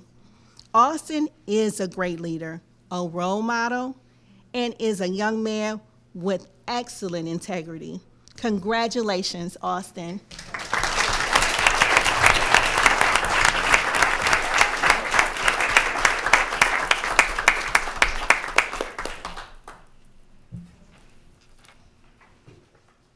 Ms. Scales, what do y'all do at Gale-Bailey again? I couldn't resist. Thank you, Ms. Scales. All right, please now welcome to the microphone the principal from Matula Elementary School, Ms. Carrie Richardson. Ms. Richardson. Good afternoon. I'm Carrie Richardson, the principal at Mary H. Matula Elementary School, and I'm very proud to recognize Keely Pham in the area of academic achievement. Keely is a 5th grade student at Matula. A gifted learner, she has attended Matula since kindergarten and has earned principal's honor roll each quarter since 3rd grade. Keely's 5th grade teacher, Mrs. Hasselberger, shared the following about her. Keely is a wonderful writer. Whether it be a CER or a short story, her writing is thoughtful and beautifully written. She takes on any challenge and strives to do her best, no matter how uncomfortable it might be. Keely puts her best effort into every assignment. It does not matter how minor the assignment is, Keely puts her all into it. Keely is a kind student who willingly helps her peers without teacher prompting. During virtual instruction in 4th grade, Mrs. Gabala, Keely's teacher, shared that she also excelled. Keely was always punctual and prepared for class. Keely worked very well during whole group instruction as well as in small group breakout rooms. She often facilitated class discussions and was eager to share the latest technology activities. A caring friend, Keely always encouraged others to do their best. This year, Keely was nominated and selected as an awardee of the Outstanding Student Accomplishment and Gifted and Talented Education Award, which is sponsored by the Maryland Gifted and Talented Advisory Council. When Keely is not hitting the books, she can be found on the soccer field. She has been playing for 7 years and currently plays defense on the Comets travel team. Keely also enjoys reading, and her favorite author is John Grisham. When the weather is nice, she likes to take walks in the neighborhood with her family. After high school, Keely's parents have high hopes that she will attend Harvard. Her father is an engineer, and she is interested in pursuing a career in a similar field. It is with great pleasure that the staff and students of Mary H. Matula proudly recognize Keely Pham in the area of academic achievement.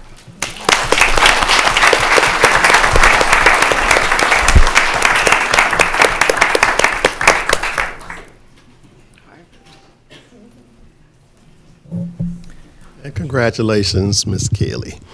All right, and last but not least, the principal coming to the microphone is from Arthur Middleton Elementary School. Please welcome Mr. Ben Harrington. Mr. Harrington.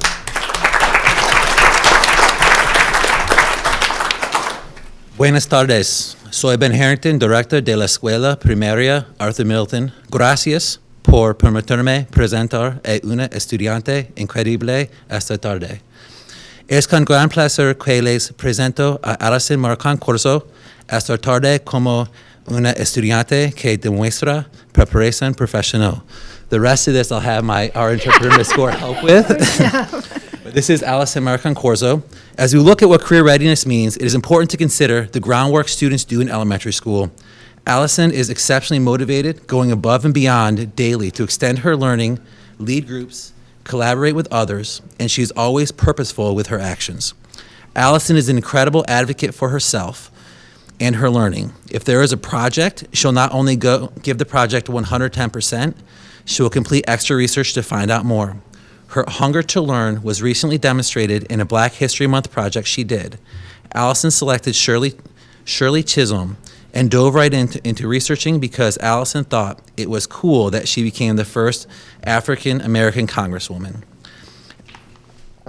Allison's favorite subject in school is math, and she wants to be an architect when she grows up. When Allison doesn't understand something, she takes the time to learn it, and then she helps her peers learn it as well. She is looking forward to extending her learning in middle school and is eager for the next phase in her academic career. Allison is busy networking and giving back. She is part of the Arthur Middleton Buddies Club that supports students with disabilities. She is also learning sign language. Outside of school, she is busy spending time with friends, playing games, and riding her bike. Allison's role model is her father. Her father helps her with her homework and ensures she understands subjects at school. She believes he's an amazing person because he always supports her and congratulates her. Allison Marcon Corso does the little things that grow to become a big impact. Her desire to learn and support others will help her excel in any future career. When Allison is an architect, it'll be amazing to see the things she creates and the people she helps. It is with pleasure that I present Allison to the Charles County community. We're so happy you're representing us today.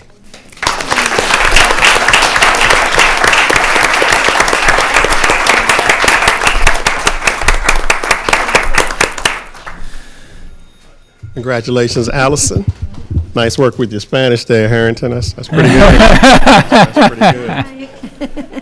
So, Mr. Lucas, before I turn it over to you, I will say that I think we may have missed out on an opportunity here because as I understand it, each one of these young people play an instrument.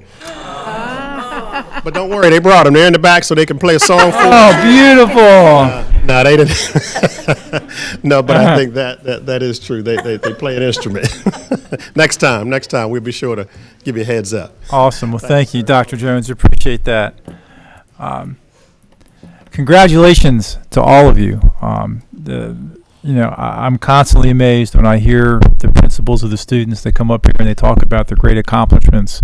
They're just a ton of them, from the person that is in high school to the person that's in elementary school. So you all should be very proud of yourself. Miss Browning, you're going to go to Florida State, huh? I am. I'm embracing the Florida culture today. Nice. Why Florida State? A lot of it was the weather, but they also have a great physics field over there. The weather's, it gets a little rainy, but it's a little bit more consistent than Maryland, so. A little warmer for sure. Well, I've known your parents for a long time, which it doesn't make me feel good because it's a long time. It reminds me how old we're getting. But, they've done an outstanding job, not just with your brothers and sisters as well. So congrats on that. And I don't know how you have time to sleep when the senior class president, National Honor Society, and SGA, and you play an instrument, Ben Carson Scholar twice. That is awesome. Just awesome. 5 times. Oh, that is a 5, isn't it? And I even wrote that. Okay. But just simply amazing. So congrats on that. Did a great job. Now, Miss Jones, how are you? I'm good. How are you? I'm well. You know, I saw you when and it's okay, when your principal was done, and we always clap, you were clapping for yourself too. And that's okay, because you should feel very, very, nothing wrong with that at all. You should be very proud for the accomplishments that you have. You've been on Principal's Honor Roll, and you're in the National Junior Honor Society. And I always listen for this when a principal talks about one of their students, and your principal said that you're a role model. And there are a few compliments that are greater than that, so you should be very proud of that. And you want to be a lawyer, huh? Yeah. Any reason or any type of law you're thinking about studying? I'm not sure yet. Well, okay. Well, I have no doubt that whatever you do, you're gonna succeed.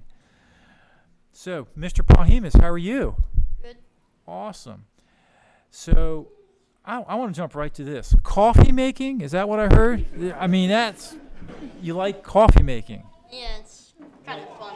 Like the beans, or like just making coffee a certain way? A little. A little of both? Yes, sometimes. Wow. Take it from me, that's going to catch up with you when you go through caffeine withdrawals when you get older. But your principal, too, talked about how you lead your peers. And not only are you getting personal responsibility, but you've had all A's, and you're in Mesa, and you tutor your fellow classmates. So good on you for doing that. Miss Pham, how are you? Good. Good. You, too, been on the Principal's Honor Roll. And you play soccer, so this always keys me too. And you play defense? What position in defense? Center defense. Center defense. Wow, really, man, for a long time. You have a favorite soccer team? Not really. Yeah. I don't really like watching soccer. I enjoy Playing? Well, if you've been playing 7 years and you want to go to Harvard, huh? Good for you. Good for you. So, do you know what you want to study? Not yet. I'm not really sure. Well, you got plenty of time to figure that out. But yeah, your accomplishments, you should be very proud of that. So, congratulations. I'm going to get this wrong, but I'll try. Miss Moroccan Corso? Sure. See, I was close. Not at all. So, and your favorite subject is math, right? That was my favorite subject too. And you also like to help your fellow classmates, and you're part of the Buddies Club, and that is awesome. You know, we've got a rich history in the county of students helping other students and helping students with disabilities, and that's great that you do that. And you're learning sign language, so that's really awesome. And your principal said something, and Mr. Hancock will appreciate this, because there's a baseball coach. He's still coaching now, and he said, when I was growing up, my idol was Mickey Mantle, but my role model was my father. And your principal said that your role model was your dad. So it doesn't get any better than that. So congratulations. So Ms. Browning, we're going to start with you. Your principals have spoken about you. I've said a couple things. Is there anything that you'd like to say? Just thank you. Thank you to the board. Thank you to Mr. Russell. And I want to thank our student leadership at McDonough, especially Danny Mears. Yeah, he's back there. I'll be able to text him a screenshot from Instagram from a school in Ohio and be like, hey, can we do this? And he'll be like, okay, let's do it. I want to thank my parents. Just a great support system. So thank you all. All right. Thank you very much. Ms. Jones? I would like to thank the board for everything that they've done for our school system, all of my teachers, all of the support they've given me, my parents, and just my friends. But I just wanted to give a big thank you to everyone. Well, thank you very much for being a shining example of a Charles County Public School student. Mr. Pahimis? I would like to thank all the wonderful teachers and administrators that have made me feel a part of the Gale-Bailey family, and I would like to really thank them for helping me. Well, thank you very much. Ms. Pham? I would like to thank my parents and all my teachers at Matula, and especially my principal for helping me accomplish all that I have. Thank you very much. And Ms. Moroccan Corzo? I still got it wrong, but it's okay. I want to say thank you to my teachers and my principal and my parents for supporting me. Well, thank you very much. And again, you all should be very proud of your accomplishments. And I know whatever you do in the future, you're going to excel at that. So thank you. How about a round of applause for all of you?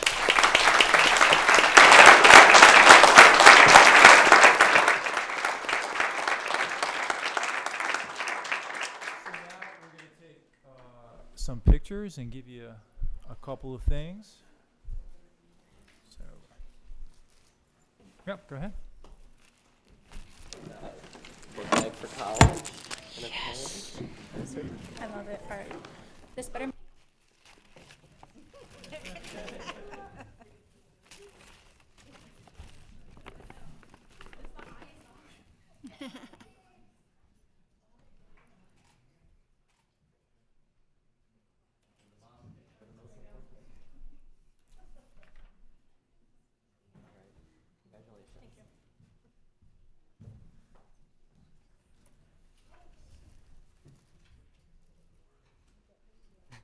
Summers. Oh, that would be me. Oh,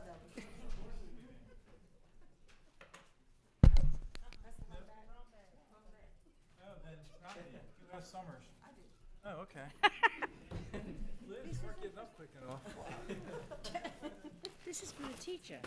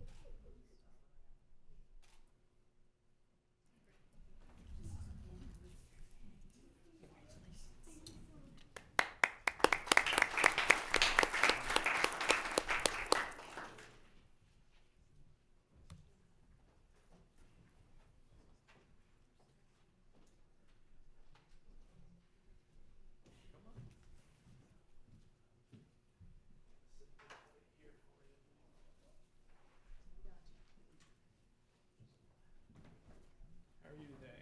Congratulations. You're welcome.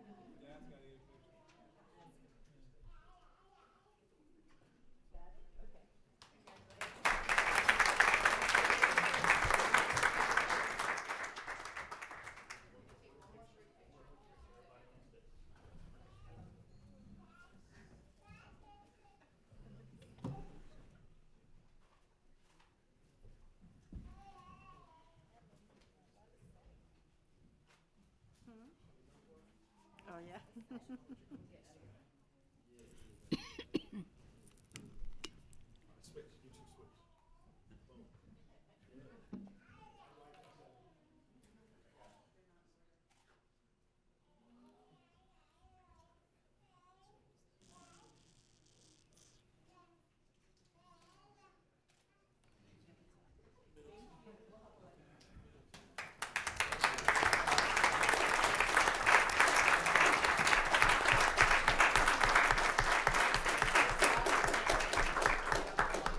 Congratulations again to all of you.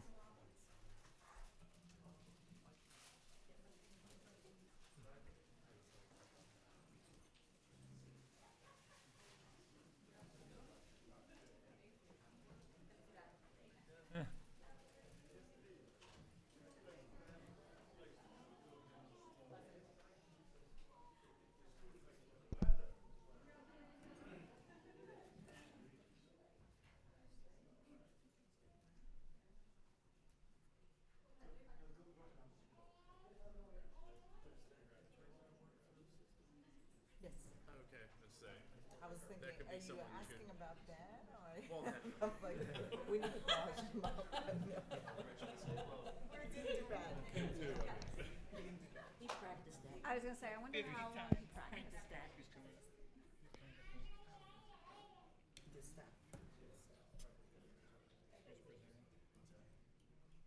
Dr. Jones, yep, HR. Yeah. HR, yep.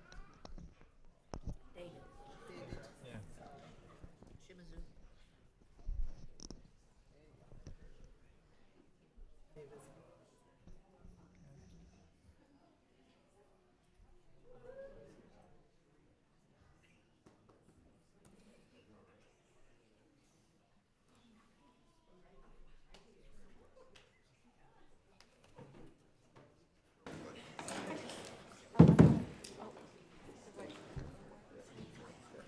Am I wrong? Let's give me a sit. I don't think so. I hope so.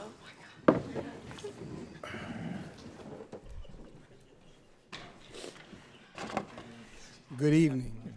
Chairperson Lucas, Superintendent Dr. Navarro, board members, executive staff, colleagues, friends, family.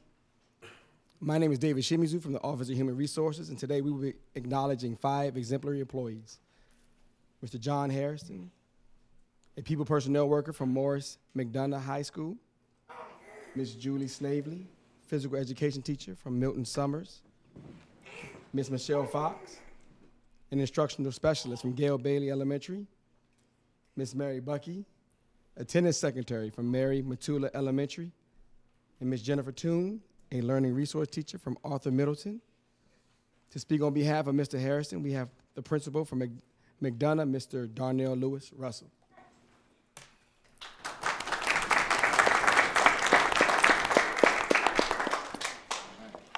Good evening again.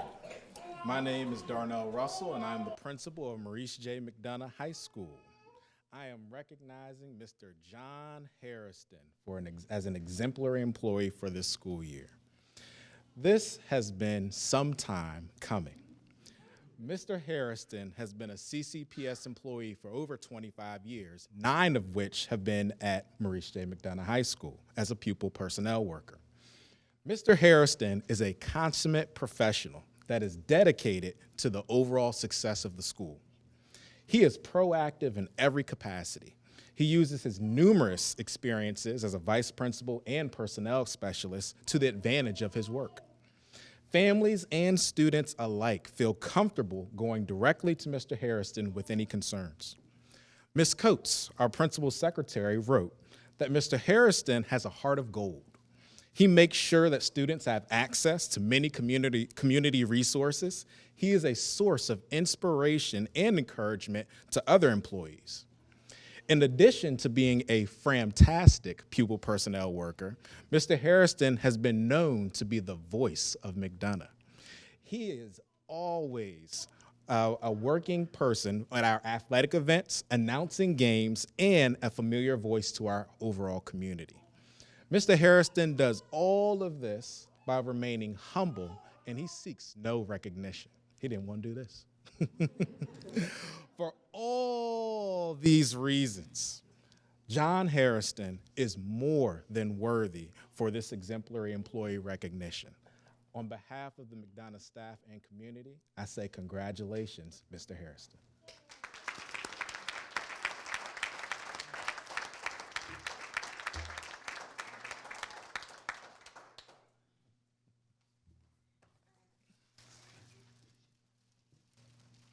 Now welcome Principal Sandra Taylor to speak on behalf of Ms. Julie Snavely.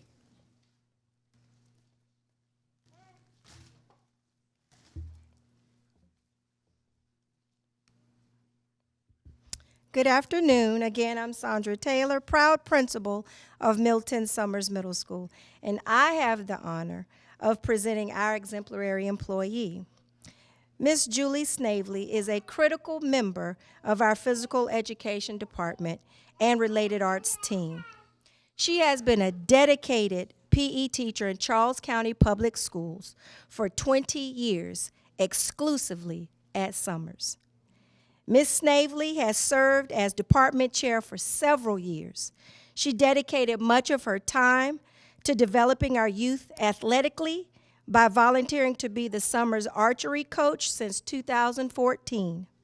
This year, she is the assistant softball coach at Thomas Stone High School, but prior to this role, she was the head softball coach at McDonough High School for 16 years. We have 5 PE teachers.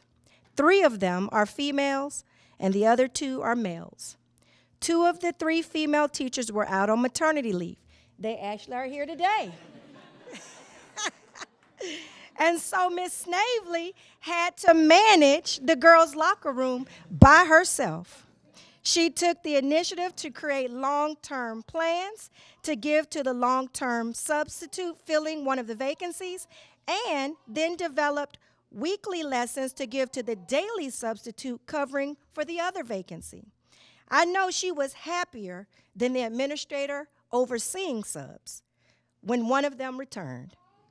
Although I know she probably wants to take off, she rarely misses work and pitches in wherever she is needed. Mrs. Snavely's overall presence on the physical education team contributes to its cohesiveness and instructional excellence.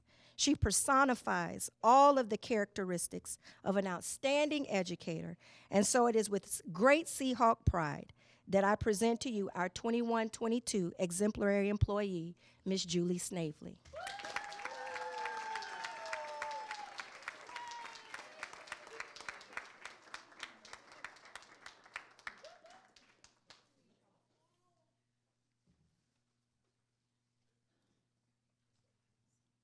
Welcome to the podium, Principal of Gale-Bailey, Ms. Tangi Scales, speaking on behalf of Michelle Fox.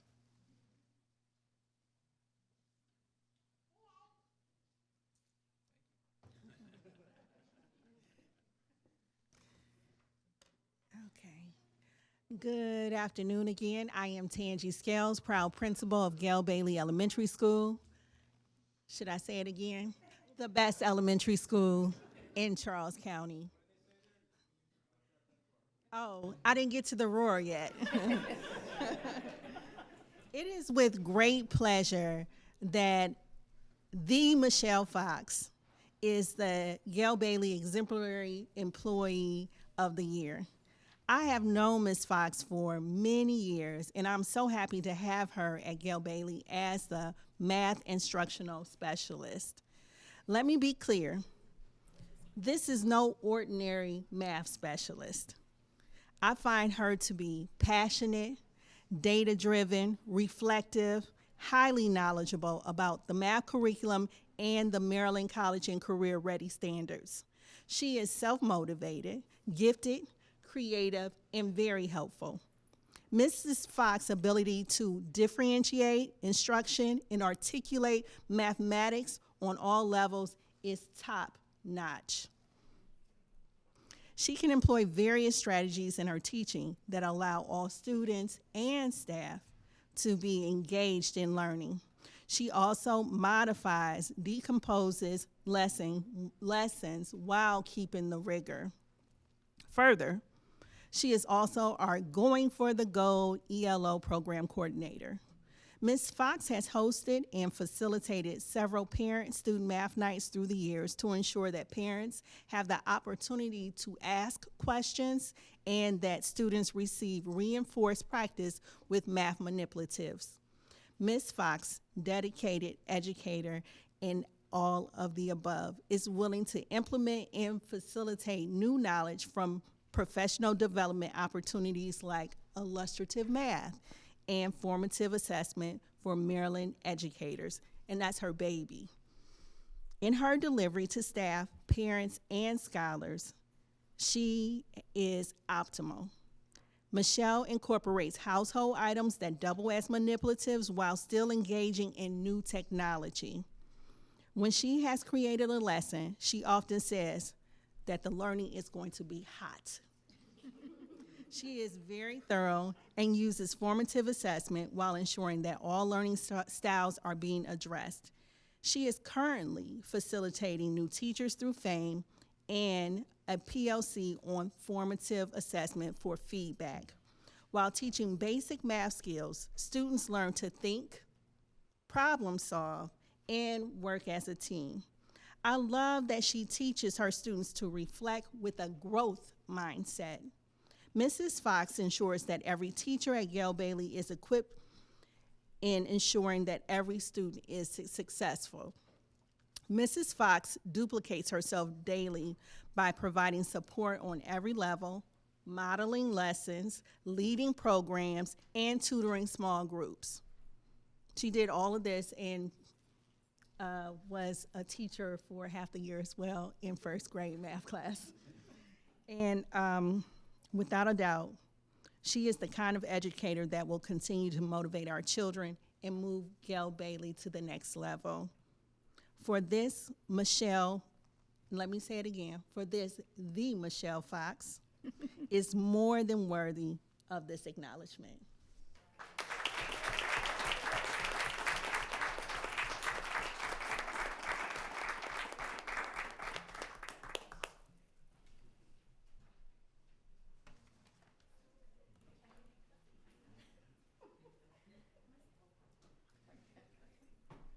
To speak on behalf of Ms. Bucky, the principal of Mary Matula Elementary, Ms. Carrie Richardson.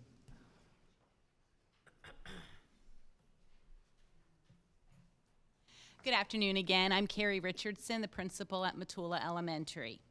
When visitors enter the main office or call the school, the first face they see or voice they hear belongs to Matula's amazing secretary, Mary K. Bucky.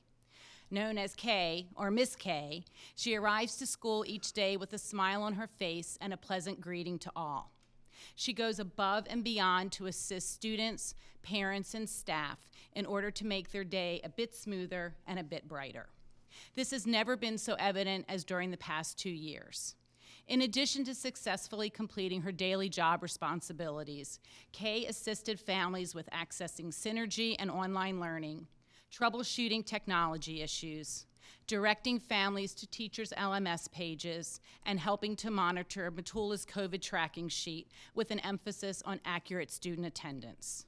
Throughout the year, her seasonal and holiday office decorations bring joy to all who enter. Maria Farnham, kindergarten teacher, noted, although her list of responsibilities and to-dos is never ending, Kay is always on top of things and even helps classroom teachers remember new student dismissal changes or other things we may forget. The third grade team shared that Kay is the face of the front office at Matula. She warmly greets all staff, students, and visitors as they enter the building. She is usually the voice on the other end of the phone when staff call the front office. She is very professional and takes pride in her work. Kay generally knows the answers to all the questions, and if she doesn't, she is sure to find the answer quickly. Although a deserving recognition at any time, it is even more so now, as this will be Kay's last year with Charles County Public Schools. She will be retiring at the end of June and making the permanent move to her beloved family home in Delaware. Finding someone to fulfill her shoes will be no easy task. It is my sincere pleasure to be able to recognize Kay Bucky for her high degree of pride in her work and her exemplary work ethic. You are loved by your Matula family.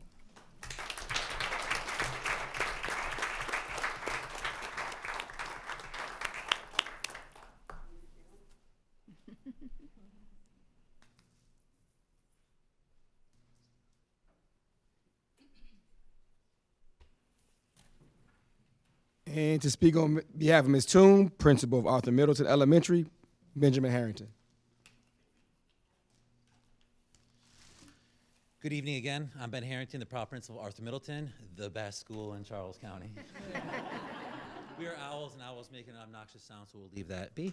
Thank you for allowing me to present this evening. Leadership, dedication, passion, drive, motivation, and heart. These are just a few traits that describe Ms. Jennifer Toon. Mrs. Toon has worked at virtually all levels of education and has become an impact, a force to be reckoned with at Arthur Middleton. Her desire to make a positive difference in others takes precedent over other things.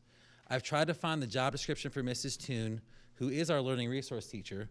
While Human Resources does actually have one, Ms. Toon has redefined what it means to be an LRT. Her leadership and drive impact many people in many ways. Mrs. Toon is known as someone you can come to for support, honesty, and someone who will walk you through just about anything you need help with. Known as the data queen, the jack of all trades, the first in and last out many mornings and afternoons, her hard work and dedication are insurmountable. Mrs. Toon has contributed to many county-level projects, and it is always a joy to hear of the happenings in the Department of Instruction or the Data and Assessment Department and know that it was secretly Mrs. Toon behind the scenes. Though she continues to contributes to something, she never seeks recognition because she knows in her heart she is making a difference. In the words of John C. Maxwell, the measure of a true leader is not the number of people who serves her, but the number of people she serves. This really nails who Mrs. Toon is, a servant. The past 2 years have been a challenge, and many people could be lined up standing with Mrs. Toon. But it is with great pleasure, Jen, that I have the honor to recognize you for all you've done to support our mission of educating students, developing teachers, and working through the daily challenges together. Thank you for being a great colleague and instrumental part of our team.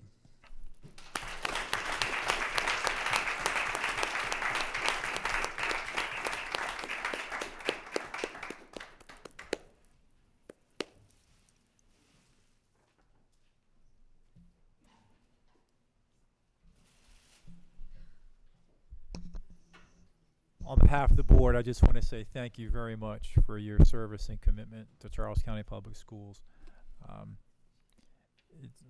I say this, and it's not just because I sit up here. We have the greatest employees that I've ever seen in an organization. The dedication that folks like you constantly have is what makes this a great school system. So thank you so much. Mr. Hairston, I know you don't like to have the spotlight on you, but I've heard that voice on a couple of occasions, and you know, the fact that you're nominated by your colleagues just demonstrates how much they respect what you do. And I won't talk about you anymore because I know you don't like it, but thank you for everything you do at Charles County Public Schools. Miss Snavely, so I finally, you know, full circle put the loop together. I've been about 10 feet from you, I think, right, when you coach third base, because my niece plays on the softball team at Stone.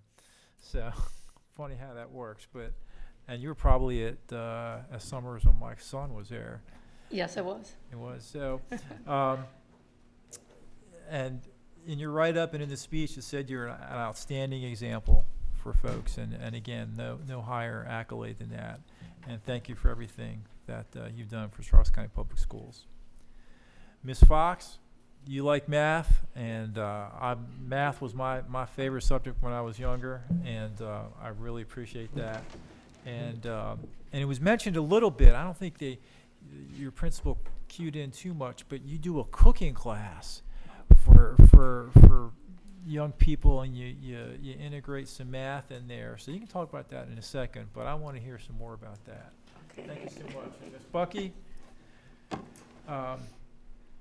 you know, when it's the first voice they hear or the first face they see, it sets the tone in the school. And you're great in that position, and wish you all the best. How long have you been? 17 years. 17 years. Okay. So you're going to Delaware. So you were there when Miss Lovely was there, right? No. No. Just. I wasn't. I was at Indian Head first for 8. Oh, okay. And then I moved to Matula. Gotcha. Well, wish you all the best, and I always have respect for the people when they decorate at the holiday time. So thank you so much. It's always very festive. Miss Toon, you're the first in and the last to leave. Yeah. Wow. If nothing else shows what kind of dedication somebody has, that's it. And again, in your write-up, it said that you're a model for all and a motivating force at your school. So thank you so much for everything that you've done for Charles County Public Schools. So now it's your turn. You can't pass, but you can be brief. And we'll start with Mr. Hairston. Is there anything you'd like to say? Well, I have a captive audience. I don't know about being brief, but I will. First and foremost, thank you for to the faculty and staff of McDonough High School for this recognition. I'm a bit of a sports buff, and I used to be an official. So in sports officiating, it's you did a good job if nobody knows you were there. And I think, Ms. Brown, you can attest to this. The job that we do as PPWs is kind of that way. So not getting recognized over the years means I took that as I was doing a good job. So I question whether I'm doing a good job. But I had the pleasure of working with an outstanding student services team.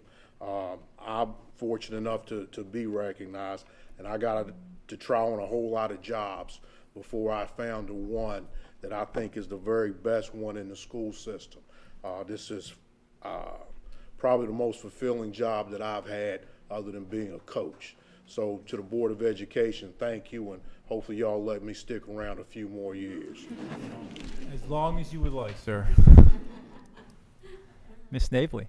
I'll keep this brief because anyone that knows me, I'm a very humble person. I'm very quiet.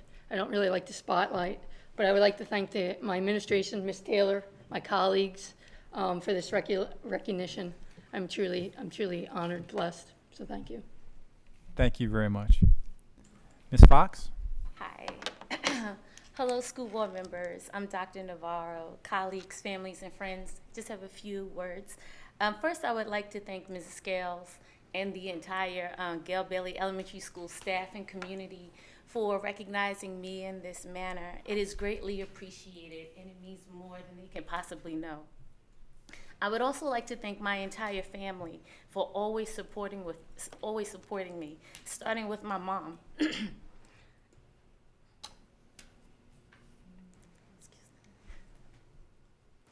Who told me at a very young age that one person can make a difference. And it is something that has stuck with me my entire life and something that I try to work on every single day. Also, to my father, who always reminds me that no matter what it is, whenever I have a doubt, that I can do it.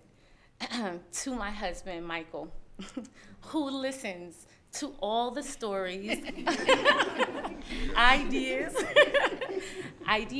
lessons that I share with him every day. I couldn't do it without your support, your encouragement, and your patience. To my children, Michael Jr., Malcolm, and Maya, I am so proud of you. And your smiles and hugs give me the energy to do it all. And no matter what I do, being your mom is the greatest job in the world. Lastly, I would like to thank all of the teachers I had as a child and into adulthood. They always made me feel like there was no place they would rather be. So when I decided to become an educator, I made that my main goal. I want the students I work with to feel my sincere dedication to their growth and academic success. And I want them to know that I enjoy creating learning experiences that are accessible to all of them, no matter what level, and that I want to generate their interest, and I want to pique their curiosity, and I want to motivate them to persevere, to complete any and all activities and assignments. I best feel that my goal can be summarized by two quotes that are very important to me. One by Dr. Carol Dweck, the author and creator of The Growth Mindset. I want the students to truly know that no matter your ability, effort is what ignites that ability and turns it into accomplishments. And lastly, Dr. James Comer, the founder of the School Development Program at Yale University, who believes, and so do I, that no significant learning can occur without a significant relationship. Thank you again for this honor. Thank you.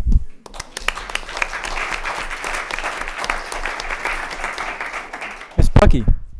I'd like to thank my principal, Gary Richardson, my vice principal, Jen Posey, for an amazing school. Matula's the #1 school in Charles County. I just had to say that because we have amazing administration and teachers. Thank you to the board. It's been a wonderful 17 years.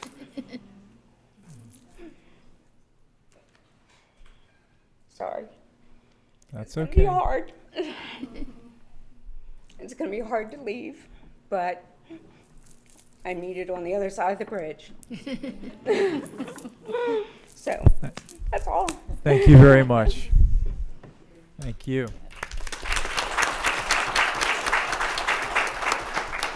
Ms. Toon? I'd like to thank Mr. Harrington, my principal, and the Middleton family. Without them, I couldn't do what I do. Yes, I'm first one in and usually the last one out, but they let me do all my crazy things too when I come up with ideas. So I appreciate that. And my family, my husband, for being okay with me not being home because I'm at work. So yeah, thank you. Thank you very much.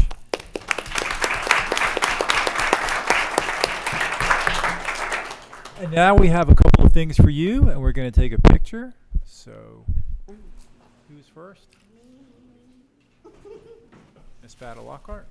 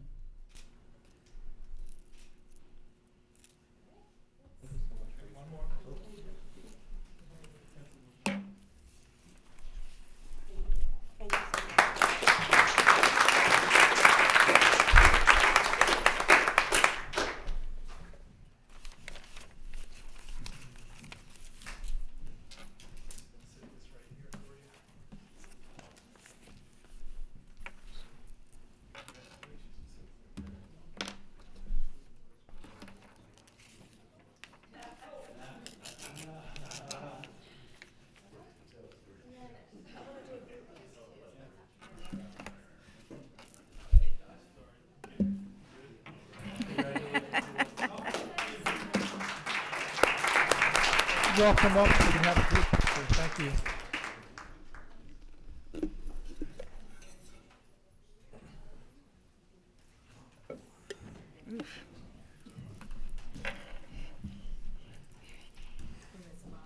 Tea leaves in the shade.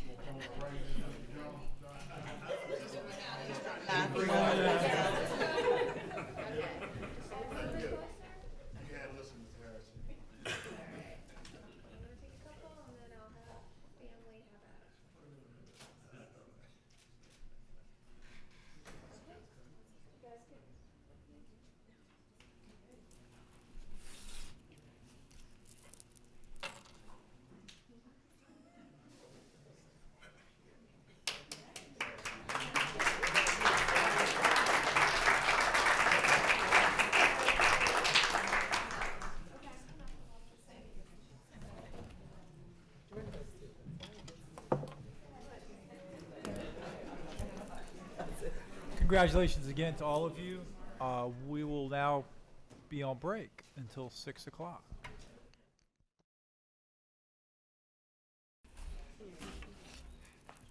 Okay, welcome back. Yeah. This is the Board of Education meeting. Mr. Schwartz. Yes, I will read the rules for public forum. Speakers should identify themselves. Statements should be brief to the point and limited to 3 minutes or less. Board members should not be expected to respond during the forum to statements made by speakers. Statements should relate to Charles County Board of Education agenda items or any education-related topic with the following limitations. Personnel matters, pending or potential appeals, or the comments regarding the actions or statements of individual staff or the private lives of any individual are not appropriate topics. Proper language and decorum are required at all times. We have one speaker in person this evening, Melissa Carpenter.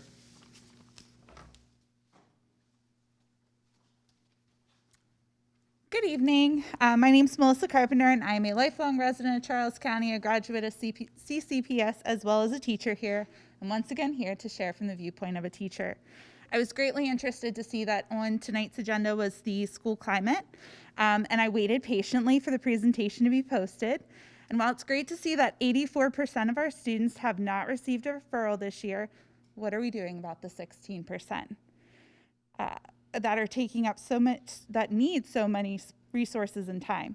How are we supporting those students? 16% is about 4,000 students, according to my math. If we break that down among our 37 schools, that's about 100 students per school. Imagine our elementary schools with one counselor. We have a lot of those, and 650 plus students. These violations don't just affect that one student. That's a class disrupted, an entire grade level, a day interrupted, a routine demolished and needing to be rebuilt. Safe screens and risk assessments have also made a climb, and from my experience, testing season tends to increase those numbers even more. We've just entered MCAP windows. I hope I'm wrong. Now there's hope for change. I'm glad you got to hear today from a school counselor about how she's spending most of her time and the absolute urgency of more elementary school counselors. I did notice that she was missing testing accommodator from her schedule. The next couple months, our school counselors are being pulled to accommodate for MCAP testing. All of this made me wonder, have we asked our school counselors about their time to see where their supports are needed, specifically locations? Some of our elementary schools are quite large and only one school counselor, or a half-time counselor that can't really be used in either place. Have we used this information to help the school counselors and to help with the school counselor and psychologist numbers for next year? I know we're asking for more, but have we really looked at where we need to put them?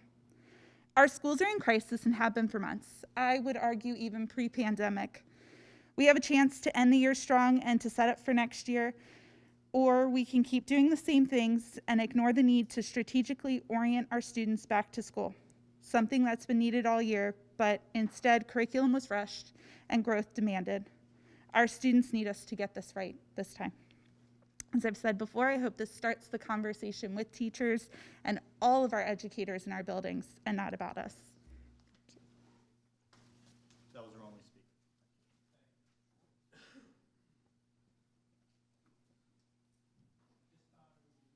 Action items.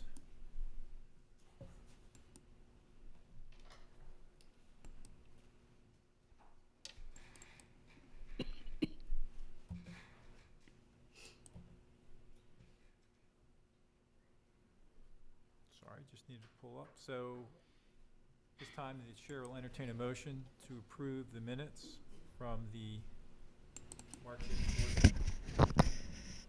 So moved. Moved by Ms. Abel, seconded by Ms. Brown. Discussion? Seeing none, all those in favor, please raise your hand. That is unanimous. Thank you. The minutes from the March 28th work session. So moved. Moved by Second. Ms. Lockhart, seconded by Ms. Abel. Ms. McGraw. That's twice tonight. Moved by Ms. McGraw and seconded by Ms. Abel. Discussion? All those in favor, please raise your hand. Thank you so much. That's unanimous as well. Okay, we're going to skip just a second here. We're going to do textbooks. I think we have executive session minutes. Oh, we do. Thank you very much. Executive session minutes. From March 8th, so moved. Moved by Ms. Sable and seconded by Ms. Brown. Discussion? No? No. None on that. Oh. All those in favor, please raise your hand. That's again. We're all like Pavlov's dog here. All right. Thank you, Ms. Sable. Okay, now we're going to go out of order slightly. Textbooks, the principles and practices of barbering and illustrative mathematics. Motion to approve both textbooks. Second? That would be me. Okay, thank you.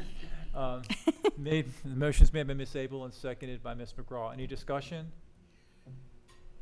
Okay, no discussion. All those in favor, please raise your hand. That is unanimous. And then next we have the Maryland Stadium Authority. We received a presentation of that, and now it's up for action item. Board will seek a motion to, or the chair will seek a motion to approve. I can't vote on this, correct? You can. You can vote. Oh, make the motion. It's not a Oh, contract. so there's no. Okay. So the answer is yes. You So may I vote move on. to approve. Second. Well, you have to wait for a motion in a second, and then we can do that. So we had a motion. Well, he motion. No, He made motion. Okay. So you motion to approve. Who seconds? Second. Second by Ms. Sable. Any discussion? I looked at Mr. Herr. No, it's all good. So all those in favor, please raise your hand. All right, and that's unanimous. Thank you so much. So now, let's circle back to personnel. Motion to approve. That motion was made by Ms. Abel and then seconded by Ms. Brown. All those in favor, please raise your hand. Thank you very much. That is unanimous. The student board member doesn't vote on that. This time, Dr. Navarro. Yes, Mr. Lucas, we would like to do a public recognition. So I'm asking, yep, Nikki's coming up. Thank you.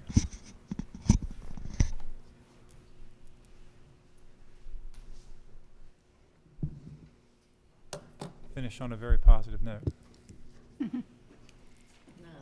Good evening, Chairperson Lucas, Vice Chairperson Wilson, board members, and Charles County citizens. It is my distinct honor and privilege to present two individuals who have been selected to lead in newly created roles that will be instrumental in helping to drive forward the superintendent's strategic priorities. Those roles are Director of Community Engagement and Equity and Chief of Schools. To start, Ms. Sylvia Royster is currently a Vice Principal at Barnhart Elementary School.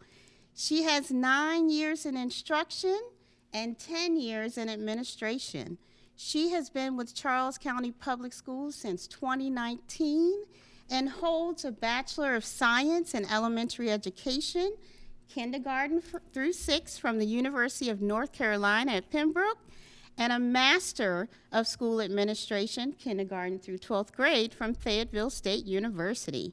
Ms. Royster is currently pursuing her doctoral degree in Educational Leadership and Administration at George Washington University. We are delighted to present Ms. Royster as the new Director of Community Engagement and Equity.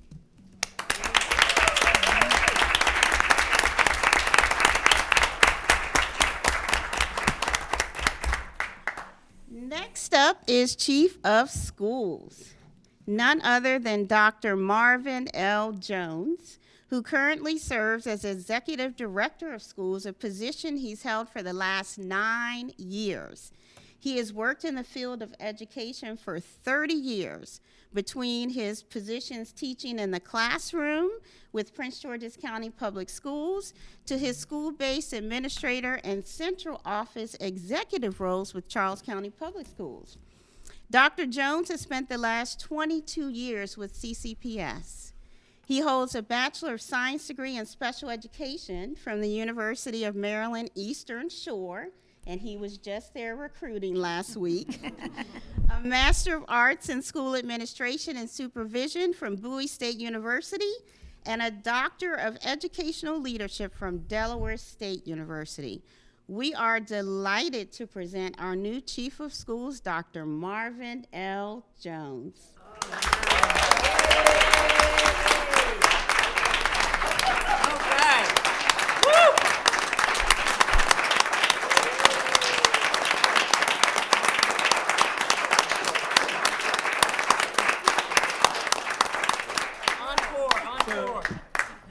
So after all that, neither of you can walk away until you say a few words. We'll start with Ms. Royster. Like to say a few words? Just a couple, just community engagement, right? So I think this ought to be pretty easy. I've been smiling, I think, all day long, and everyone at work has been saying, "You're just extra happy today." I said, I am. I'm just honored coming from my hometown of North Carolina, and I've made Maryland a home for me now. And so just to be able to do what I believe, what's in the core of who I am with this community, I thank you for this opportunity. Dr. Navarro, thank you for giving me this opportunity and this chance. Okay? Thank you. Looking forward to it. It's home now. Thank you so much.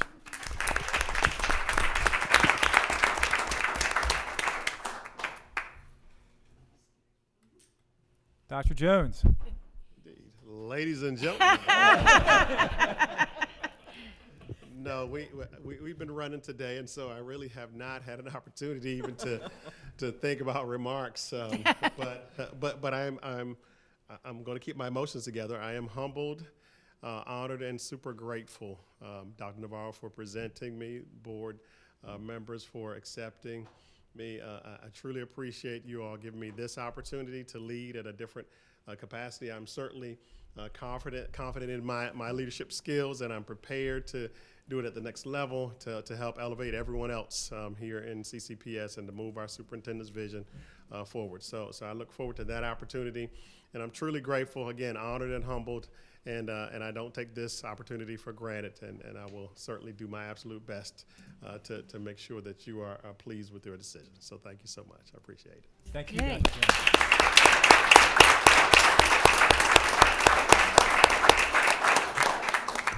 Thank you, board members, and congratulations to you both. Thank you. Okay. At this time, So moved. motion to adjourn was made by Ms. Abel and seconded by Ms. Wilson. All those in favor, please raise your hand. That is unanimous. Thank you so much. Enjoy the evening, everybody. Enjoy the good weather for the next few days.